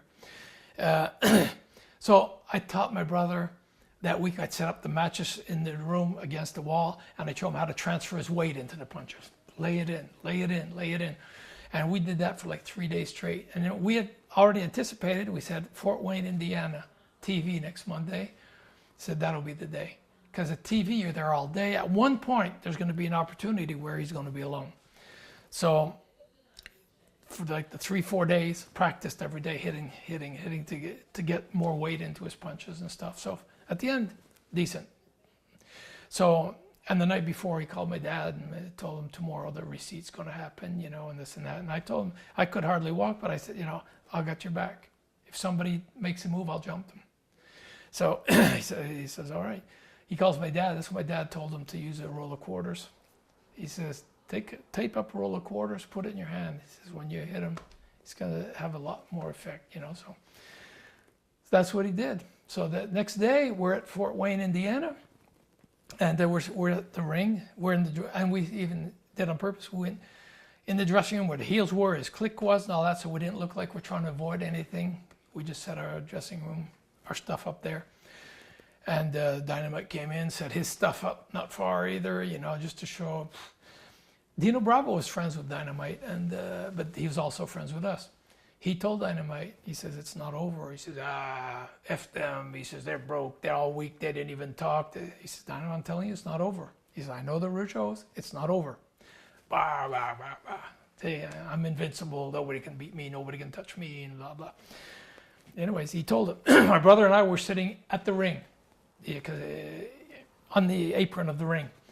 And we're just discussing, okay, maybe when, wait till we have an interview, this and that, we'll go, we'll find him, this and that. Then Vince comes out to the ring because he heard what had happened. He says, hey guys, how you doing? I said, fine, Vince, how are you? He says, good. He says, I've got a meeting with Hogan now. And he says, right after that, he said, I'd like to have a talk with you guys. No problem, Vince. So that's what my brother said. He says, we got to do it now. Because he's probably going to say, I heard what happened, what happened, this and that. And if there's any more problems, I'm going to have to fire you guys, whatever. He says, we have to do it now. But I said, okay, let's go. So we got up from the ring. We went back. And then everybody was over at the cafeteria. So we were on our way over to the cafeteria. And then we crossed Pat Patterson. He was just coming out of there. So we're like 30 feet from the door of the cafeteria. Pat stops, hey guys, how are you? Pat knew what was going on also. And Pat knew it wasn't going to end there too. Because Pat was there one night. I don't know if you remember a wrestler called Zarinoff Leboeuf here in Quebec. He was tag team with Gilles the Fish Poisson back in the 70s. Grand Prix. So if you Google up Zarinoff Leboeuf, you'll see him and Gilles Poisson were Grand Prix tag team champions, this and that. He had roughed up my brother Armand when he started because he was insulted that they had booked him against my brother Armand because my brother didn't have enough experience, and he was a former champion and all that. We're in Rimouski. My brother comes out of the ring. His face is all marked. His eyes are glazed over. I said, what happened to you? He said, I don't know. He was marked everywhere. He said, I don't know. He was pissed off about something. I asked the referee, what happened? Was that enough out there? He said, I don't know. He says, I think he was upset because he felt insulted they booked your brother against him because he didn't have it. He felt your brother didn't have enough experience. Is that so? So that night I checked. I looked at every hotel in Rimouski. I looked for Zadinov Leboeuf. Never found him. 3 days later, we're in La Beauce wrestling. I'm wrestling Pat Patterson on the main event. On the earlier match is Louis Laurence. Louis Laurence against Zadinov Leboeuf. For whatever reason, Louis never showed up. So I told Gino, I said, because Gino said, everybody's here. He says, well, except Louis Laurence. So the referee says, what are we going to do with the Zadinov match? I said, Gino, put me with Zadinov. He said, I can't, you're on the main event with Pat. I said, you don't have to pay me for this. I said, this is personal. I said, put me with Zadinov. Though Gino knew right away. Okay, Gino liked that anyway. So he says, all right, fine. I said, this is me and him. So so Gino gave the instruction, tell the referee, tell Zadinov he's going to go over. So when they came back, he said, well, we'll see. I said, we'll leave it at that. I said, I'm going over. So we got, just before going out, Edward Carpentier says, hey, Raymond, says, be careful, because he says, if he gets you down, he's going to cripple you. I said, well, thank you, Edward. You know, I said, because he was used to beating guys up pretty bad, kicking them in the face and this and that. So I said, I appreciate it, but I said, he has to get me down. We get into the ring, I get there, and I say, you were pretty tough against my young brother the other day. So he says, so? He's, what the F do you care? I said, I do. And I said, I'm going to be too strong for you tonight. He says, we'll see. So, because I didn't want to sucker punch him, so then he could say, I never expected it. I wanted to tell him what I was going to do and then do it. So he's a pretty big guy. He's 6'3", 260. So I had to use brains to beat the guy because he's stronger, heavier, you know. So the referee's looking like, what's going on? I said, it was Joe Clucci, the referee. I said, go in the corner. This is him and I. Anyways, it lasted about 3 minutes. It wasn't as spectacular as a wrestling match, but very efficient. I ended his career. He was never seen again, never even got his paycheck, never seen again in a wrestling building. He left Quebec, he lived in the United States, he moved from the province. He was never seen again in the province of Quebec. Pat Patterson was there that night and he saw that. So he told Vince, this isn't over with what happened with the Bulldogs. Like I said, you have to be respected. If you don't get respected in the ring, you're going to get walked all over, whether it's in the ring or in the dressing room. So I always looked at it a bit like being in prison. If you don't command respect, you're finished. So Pat told Vince, he says, Vince, this isn't going to be over. I'm telling you, there's going to be a comeback. Dino Bravo was telling Dynamite, this isn't over. He says, yes, it is, F them and this and that. And he said, I'm telling you it's not over. So we head over. I crossed Pat Patterson 30 feet before the door with the cafeteria. We're trying to find where is he right now. Now we're going to keep an eye on him. As soon as he doesn't have 50 people around him, he's going to get his receipt. So Pat's there. Hey, guys, how are you? So I said, fine, how are you? He's good. He said, what's new? Nothing. I says, so nothing's new. He knew. He's just trying to see if we're going to talk. No, nothing's new. And all of a sudden, it's funny because Pat Patterson's in front of me. I'm looking next to him. I'm not really hearing what he's saying because all of a sudden we see Davey Boy Smith walks by. Don Morocco walks by. Ultimate Warrior walks by. We're starting to think there are a lot less bodyguards around him right now. And so I'm looking at Pat, but I'm looking at who's coming by. So I'm looking, oh, okay, the odds are getting better here. All of a sudden, Dynamite comes out, and he was alone. My brother just said to me in French, because Pat's talking to me, I don't hear 10% of what he's saying. I'm just too focused on what's going to happen right now, you know. So Pat's talking to me, and he says, hey, are you... I guess my response wasn't what it should be. Or he says, are you listening to me? I said, yeah. I'm not even hearing what yeah. My brother, all I said, I heard him say was, he says, I'm going to do it. So I just keep looking. I didn't want to turn because if I turn, Dynamite sees, whoop, both of us, he might get a little whoops. He's just been told 20 times by Dino Bravo, this isn't over. My brother had a book in his hand like he's reading. He's standing. So Pat's right here. I'm here. My brother's about 6 feet away. Dynamite's going to pass between us, but I'm looking at Pat so he doesn't feel like, whoops, I don't want to pass between these two guys. I'm ignoring him. I just heard, I'm going to do it.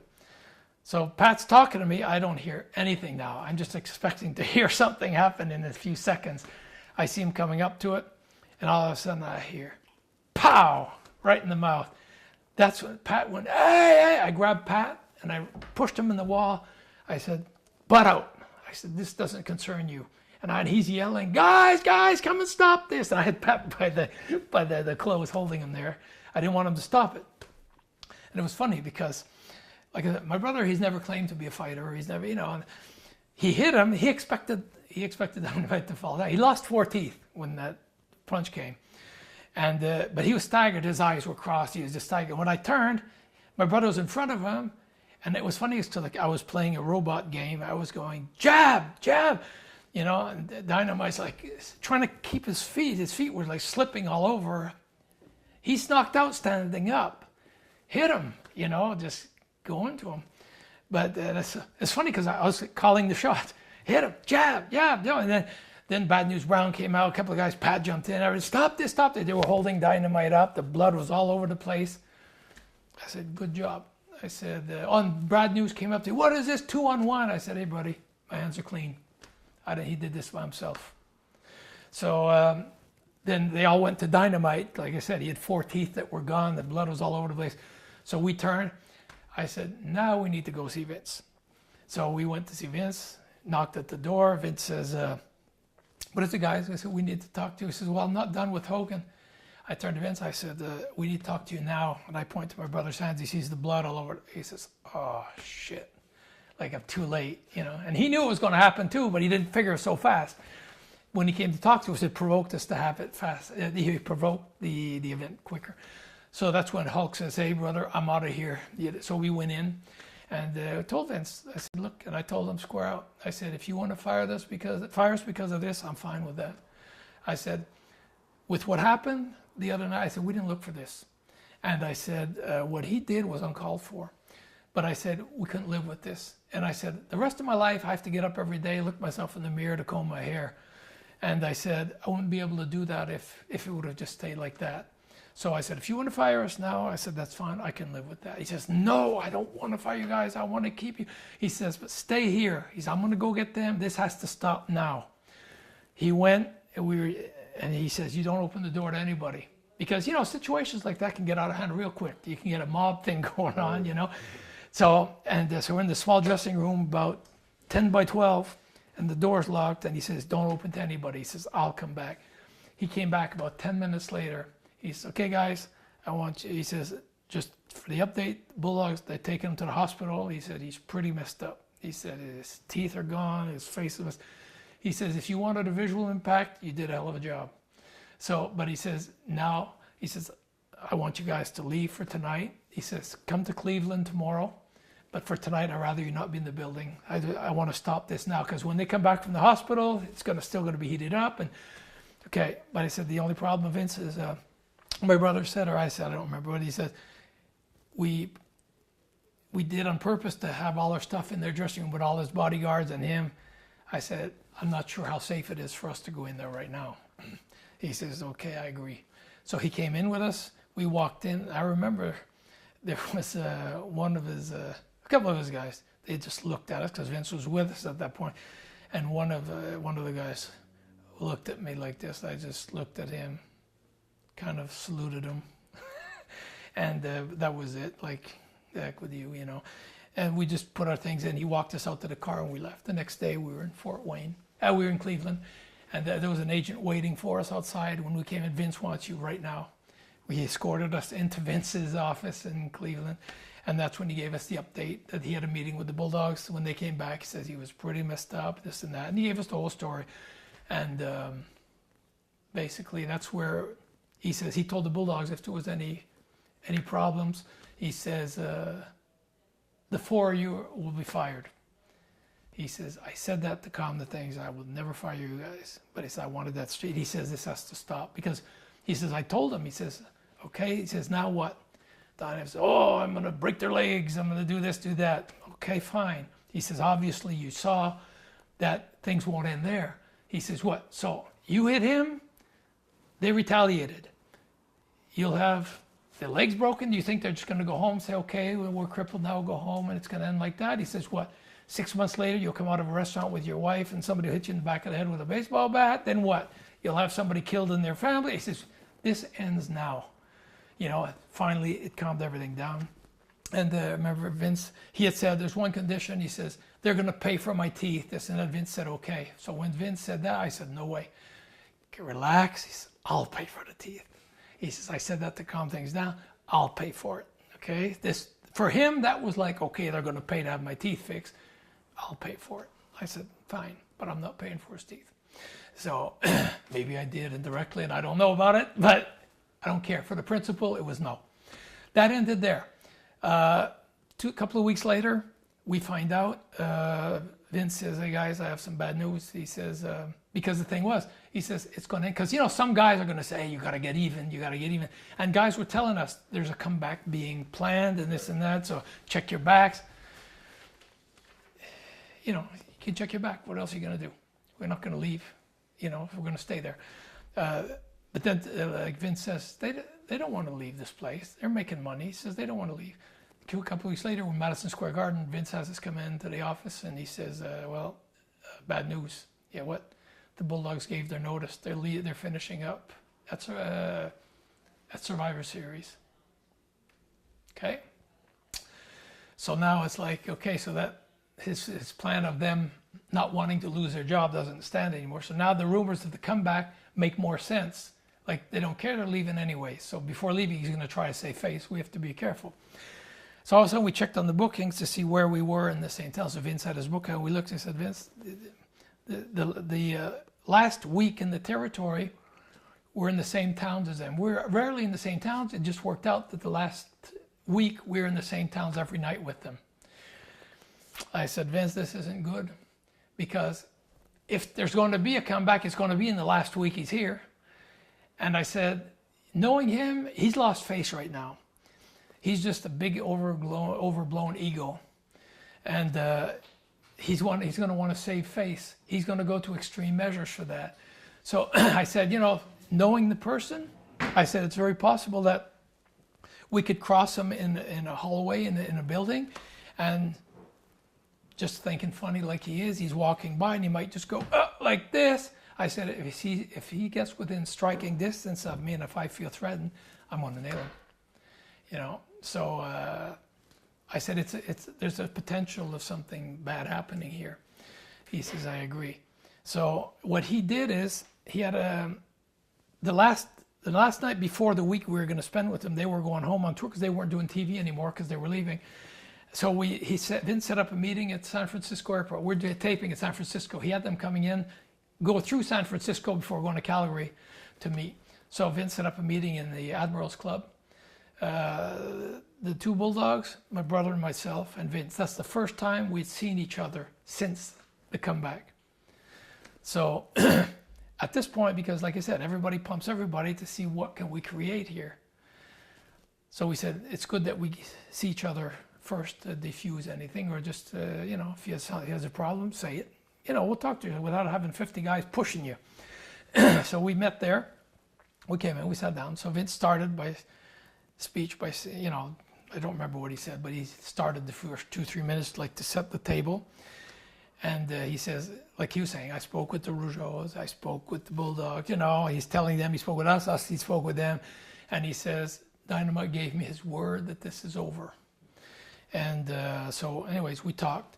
And Dynamite says, you know, I don't appreciate the being sucker punched and this and that. I said, your attack on my brother in Miami, it was uninvited. It was out of nowhere, you know, and unjustified. I said, whatever you heard, I said, it was unjustified. At that point, everybody knew that Kurt Hennig had been in the middle of that. So I said, you don't need an invitation to go to war.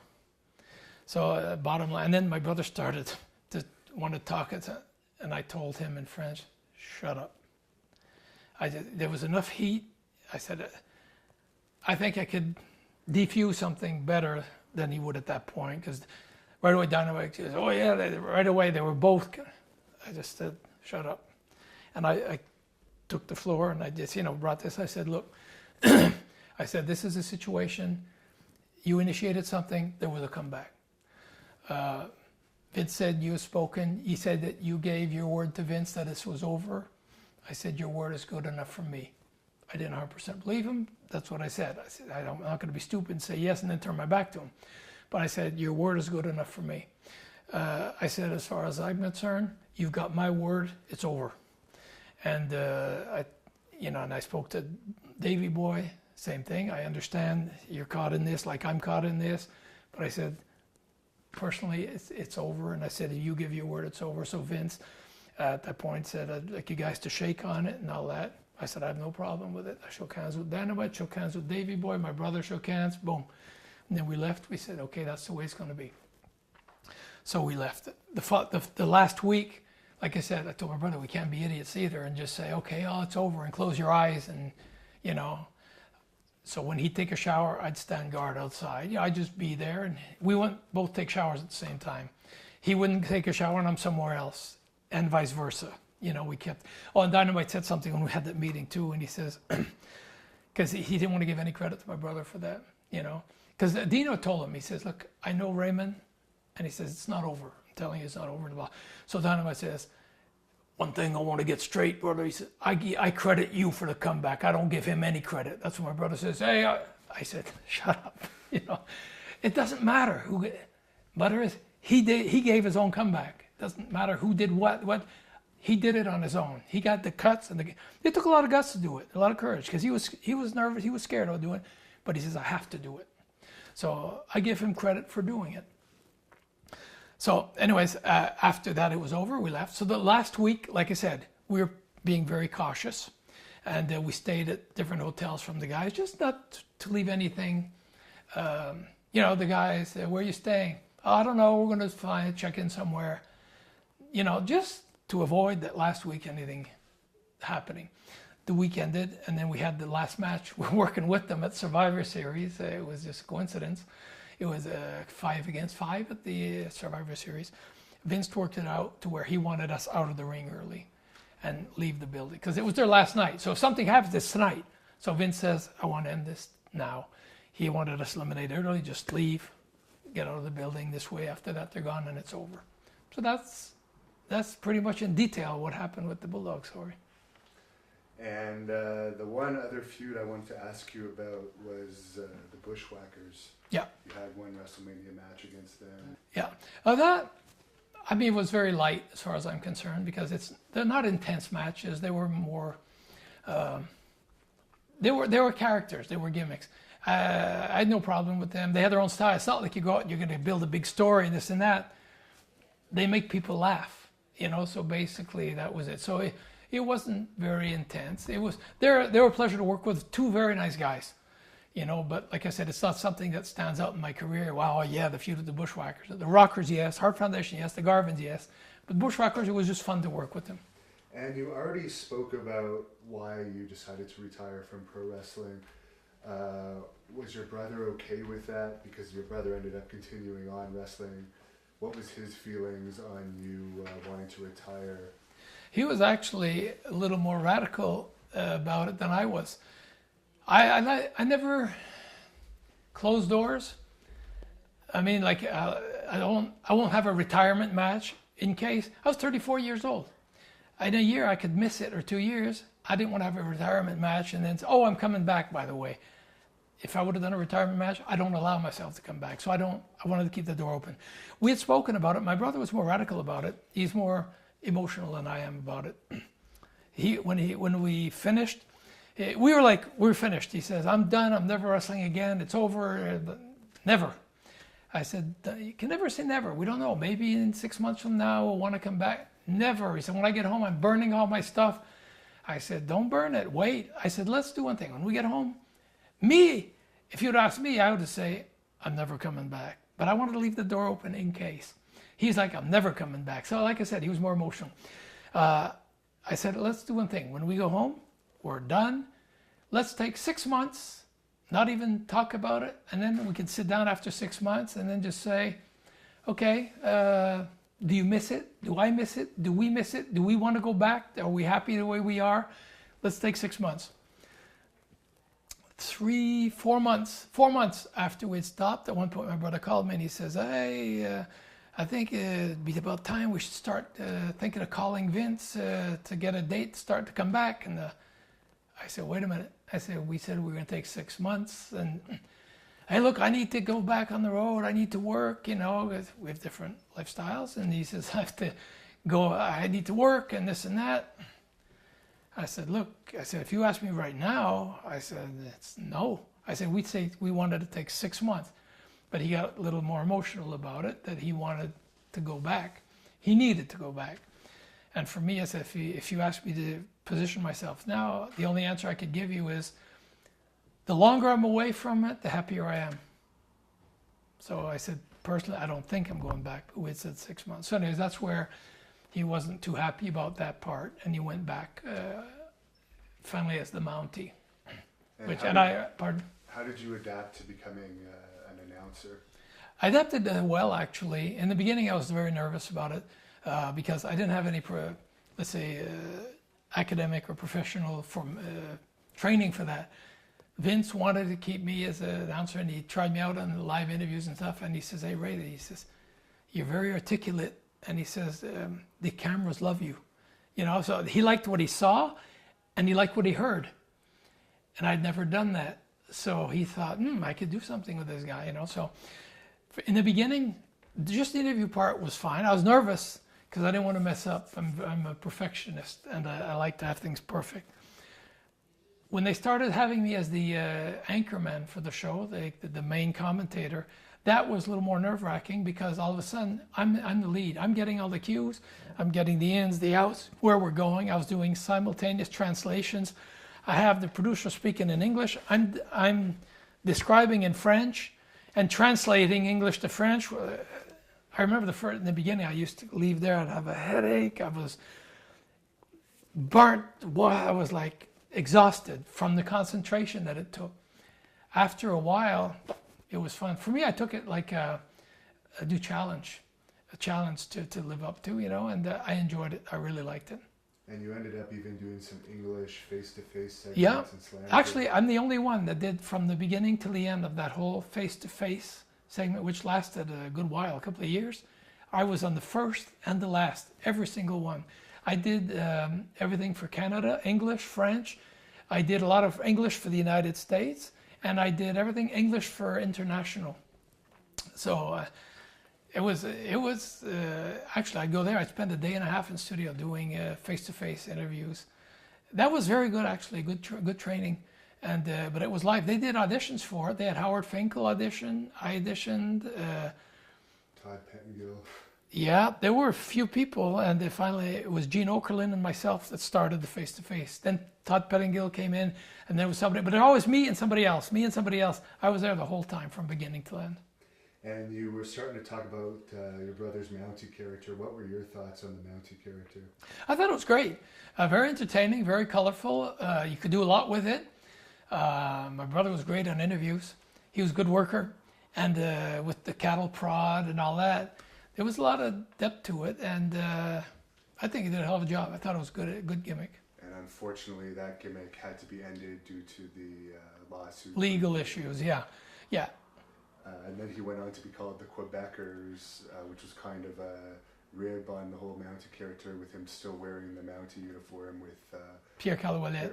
What did you think of Pierre-Carl Ouellet? Excellent. I think him and my brother were an excellent team. They were very good. At that point, my brother was starting to slow down a bit. Pierre was young, so he could take the bumps. So where my brother was kind of slowing down, Pierre was able to bring it up here. So it brought the team level up. And my brother's experience was good for Pierre. My brother was very good on the mic. He helped Pierre a lot. I think they were both good for each other. At that point in time of their careers, they were both good for each other. And they were managed by Johnny Polo, who went on to become Raven. It seemed, talking to your brother, that he wasn't really too happy about having him as a manager. Do you have any idea what the issue was there with Johnny Polo? Yeah, I think I kind of noticed that the chemistry was there. Maybe there were personality clashes or something.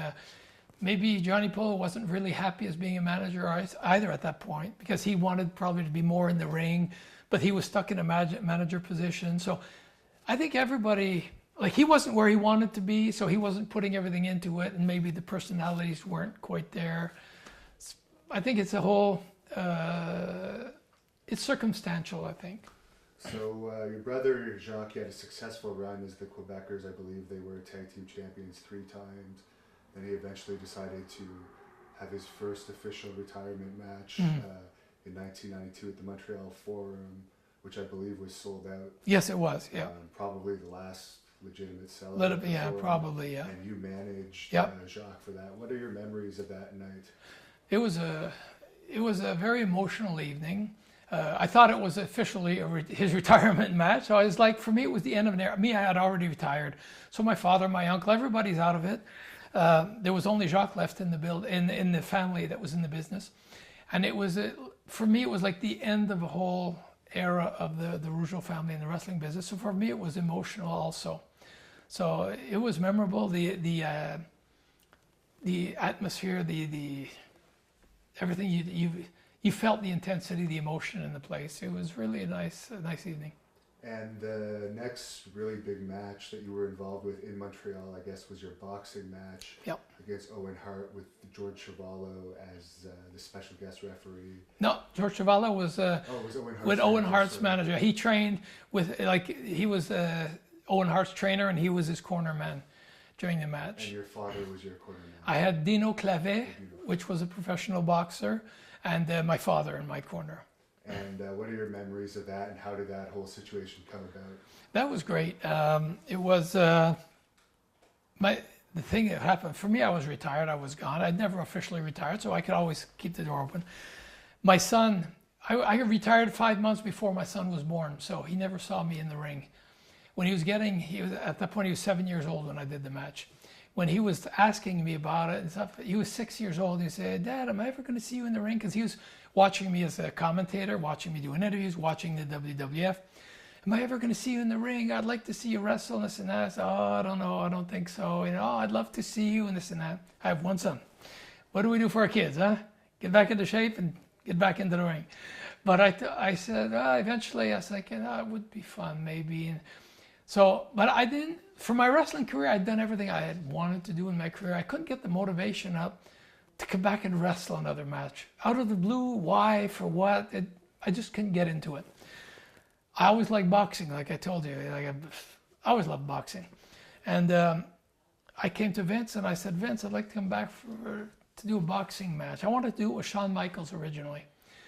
But at that point, evidently, we'd have a boxing match. I was going to go over in the boxing match, and Brett had left. Vince was building Shawn up, to be his next superstar. It wouldn't be good for Shawn. So, and I understood that perfectly, but I just suggested Shawn because we'd work together as the Rockers, this and that, and I knew he was a good worker. I said, he's in great shape. I knew I'd be in great shape too, so I wanted somebody to be in shape. I said, we'd have a good boxing match. Then it wasn't, like I said, the timing wasn't good for that. That's where they suggested Owen Hart. I said, "Yeah, Owen's fine. Yeah, he's professional. He's very dedicated." And I knew, that'll be fine. So that's how that came about. We did an angle where the show before the Forum, I was announcing this and that. And Owen Hart came and hit me from back in the ring, stomped me, this and that, which broke me to come back. But I challenged him to the boxing match, and that's where we brought that up. And what was the fan reaction to that? Oh, it was great. It was great. It's funny because our business is at work, but I trained 6 months for that one match. I was running every day. I was doing 1,500 sit-ups a day, jumping rope for 30 minutes a day. I was doing 10 rounds of heavy bag, speed bag, running 3 miles every day. I dropped 20 pounds. I had a six-pack. It was like I was 41 years old when I did that. Am I not mistaken, was that the first WWE show at the Molson Center? You're correct. That was the first event at the Molson Center. So we were on that card. It was a hell of a turnout too. So you were involved in the last major show at the Forum. Yep. And the first at the Molson Center, which is now the Bell Center. And as I was reading on Wikipedia, I hadn't heard of this until recently, that you actually had a 6-man tag team match in the late 90s with Jacques and Pierre against Edge, Sean Stasiak, and Tom Brady. Right. That was back then, because of my working visas, my working visa was as, like when they brought them out, was as a wrestler. I'm a commentator now. And there was one guy, Guy Horay, which was with Edward Carpentier doing the French commentator. He left on bad terms with the WWF. And so then he was trying to have me barred from doing interviews because he said his working visa's for a wrestler and he's working as a commentator, it's fraudulent, this and that. He was threatening Vince. He was actually trying to blackmail Vince for money out of that. So anyways, Vince has a lot of legal people and stuff, and he says, hey, he says, Ray, you can still wrestle? Sure. So they booked the match. We did the one match, you know. He still wrestles. If they want to see, he's as a wrestler, sure. And they show the match. This is the date. Doesn't have to wrestle every day. I can still wrestle. So that's why we did that. So you actually did team with the Quebecers one Yep. time only. Yeah, yeah. And I guess that was after Jacques had his first comeback after his first Yeah. retirement and returned to the WWE. Like I said, it was just like I said, just for legal matters, just to say he's still wrestling. And what led to the end of your announcing days with the WWE in, I believe, 2002? February 2002. We had the contract with RDS here in Quebec, and but the big contract, that's not the big paying one here. It was Europe. It was Canal Plus in France. We were every week showing on in France, Switzerland, Belgium, and Africa. That was a big money contract for the WWF. And then at one point with the WCW thing, Ted Turner was trying to cut Vince everywhere he could. He approached Canal Plus with them. He'll charge them a quarter of what the WWF is charging, plus I'll give you a whole bunch of stuff from Turner Broadcasting and this and that. So for them, it was like, oh geez. They told Vince, if you can meet his price, he had got the competition. I think they were paying Vince over $1 million a year to air his show.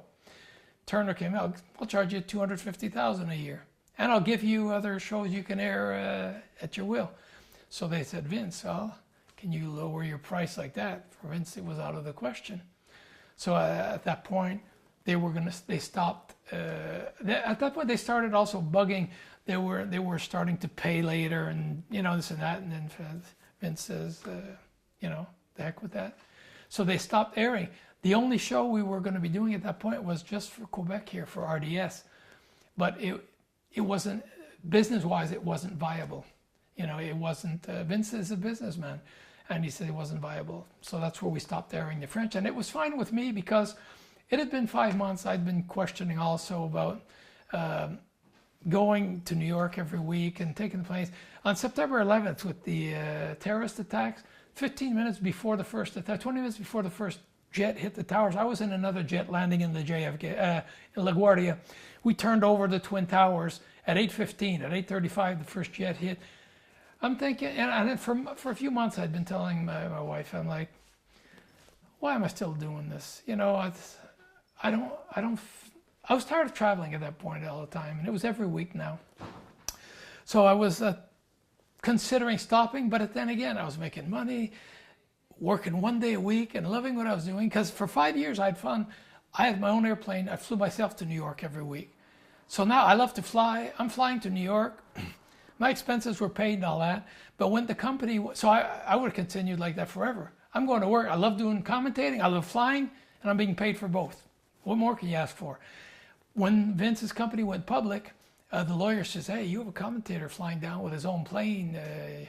If something happened, you could be liable because of this and that, so he can't fly anymore. So that's why I started flying commercial again, which was no more fun. So after 9/11, then it's like 2.5 hours before the flight just to go to New York. It was like, I was tired of that. So when we came to February and there was no more French TV, it was no big deal for me. It was like, it just worked out perfect. I'd been questioning for a few months if I wanted to continue, and then this came out. It just ended it well. And you brought up WCW. Your brother went to WCW for a brief time. Yep. They were throwing around a lot of money. Were you ever offered any positions with WCW? Yeah, it was, when my brother went to WCW with Pierre, some people were thinking, what about Ray? Do you think he might switch? I'd been approached by WCW. They offered to triple my salary to go to WCW. And I said, no. And I said, don't call here anymore. And I went to Vince. I remember we were in San Antonio, Texas. My brother had just gone, and I had the offer. And this is small business. Word gets around, you know. I went to see Vince, and I was always very close. I had a good relationship with Vince. And I said, Vince, I just want to let you know. I said, I was approached by WCW. I said, I know you're probably wondering, or people are wondering, his brother, when is he going to go? I was approached. They offered to triple my salary. And I said, no. And I'm not saying this so you could say, I said, you treat me very well. I'm very happy with that. But I said, I want you to understand one thing. We were in the basement. There were big, big pillars holding the building. I said, you see that pillar there? I said, I'm as solid for you as that pillar is to this building. I said, you never have to doubt about me on that. And he gave me a big hug, and he said, Ray, I wish I had more guys like you. I said, you never have to worry about me. And before I move on to just your last couple of matches, I just want to ask you, what was your opinion of the Ultimate Warrior?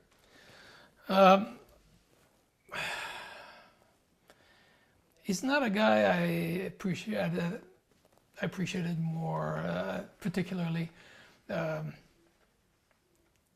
in that era with the Bulldog thing. He was one of Dynamite's sidekicks. Bulldogs, right? Yeah, he was one of Dynamite's sidekicks, and he was trying to be a little intimidating in the dressing room. Also, just saying things to other guys, like trying to make it like we're not supposed to hear, but I want them to hear, like, this isn't over, little stuff like that. So he's playing a little game. So I can't say that he was one of my favorites. And also when I was commentator, some guys were very pleasant to work with. Some guys were not. He was one of the guys that was not pleasant to work with. He was always very difficult to get. Everybody, the whole crew would be done. We only have one interview left, 2-minute interview with Warrior. Later, I don't feel like you're at he'd keep a whole crew there for like 3-4 hours until we do a 2-minute interview. So, I can't say I'm a fan. And what about Hulk Hogan? Hogan he was okay. He was always polite, always nice to me. See, the thing is, I was always a loyal guy. You saw, like I said, I turned down offers to go against Vince because Vince gave me a hell of a break, and I appreciated that. I'll never turn my back on a guy like that. For whatever the reason, I'm not judging this, that, but when I'm sitting as a bystander and I'm seeing Hogan, which we could say Hogan made Vince, Vince made Hogan, I think they both made each other. You can't turn your back on a guy like that and try to put him out of business. And all the things he was saying against WWF after that and against Vince, that I had a bit of a hard time with. Not that I don't hold a grudge against him for it, but it's just not my way of thinking, not my philosophy of doing things. But like I said, many people do many things. It's their way of seeing it. I just don't share that vision or that way of doing things. So. And in the early 2000s, your brother went back to promoting local events around Quebec, and you wrestled for him a few times against the Garvins. Yeah. Do you want to just tell us what it was like going against the Garvins again 20 years later? Yeah. And also, when exactly was your final match and where? When my brother started his promotion, I didn't want to come back into the ring at all. I was still in good shape. The thing is, I didn't feel like it, and I ended my career in the biggest federation of the world. I didn't want to start and come back and start working small local shows. So the incentive, the drive was there. The only thing is, come on, help just a few matches, help me out to start out. It'll help me just to get some momentum, and then I'll be able to go on and all that. So anyways, I thought, well, all right. He says, I'll have the Garvins come in, and I had enjoyed working with them and all that. So I said, it might be fine. But I didn't have any pressure. So, and I said at the same time, my son will be there. He'll be, he'll send me a few wrestling matches. But I did it to help my brother start out his thing. My last match, I'm trying to remember. It's been a long time. And like I said, since I didn't give that much importance to those matches, it's like it stood out. I can say when I ended WWF was in California.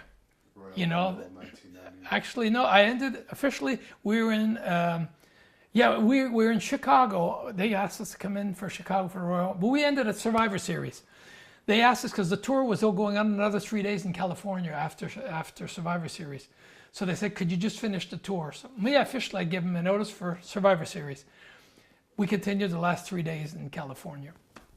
Then they asked us to come back just for the Royal Rumble for the one match. Fine. But like I said, that's where it ended for me.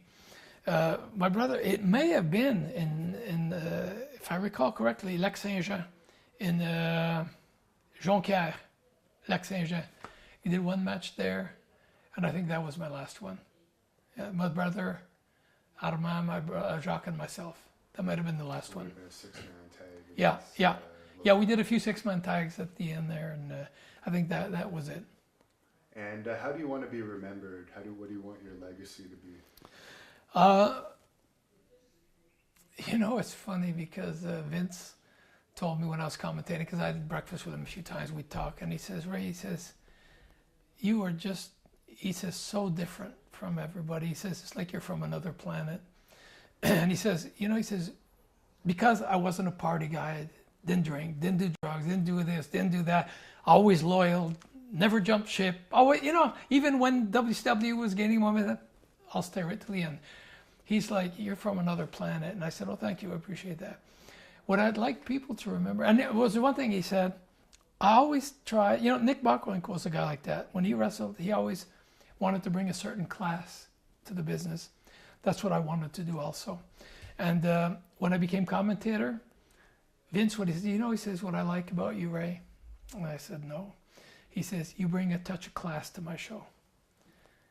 I said, thank you. I never forgot that. It was like, wow, I never looked at it that way, but he says, you bring a touch of class to the show. I said, thank you, I appreciate that. If you ask me what I wanted to remember, it is I respected people. I respected the fans. I always respected the people I worked with. And I always wanted to be respected. I think the word respect, I was loyal and respectful.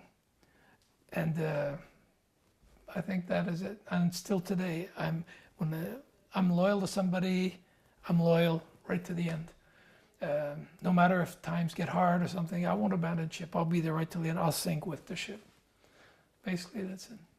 Okay, thank you very much. Is there anything you want to say to your fans before we close? Yeah, basically, I want to say thank everybody. I want to thank everybody.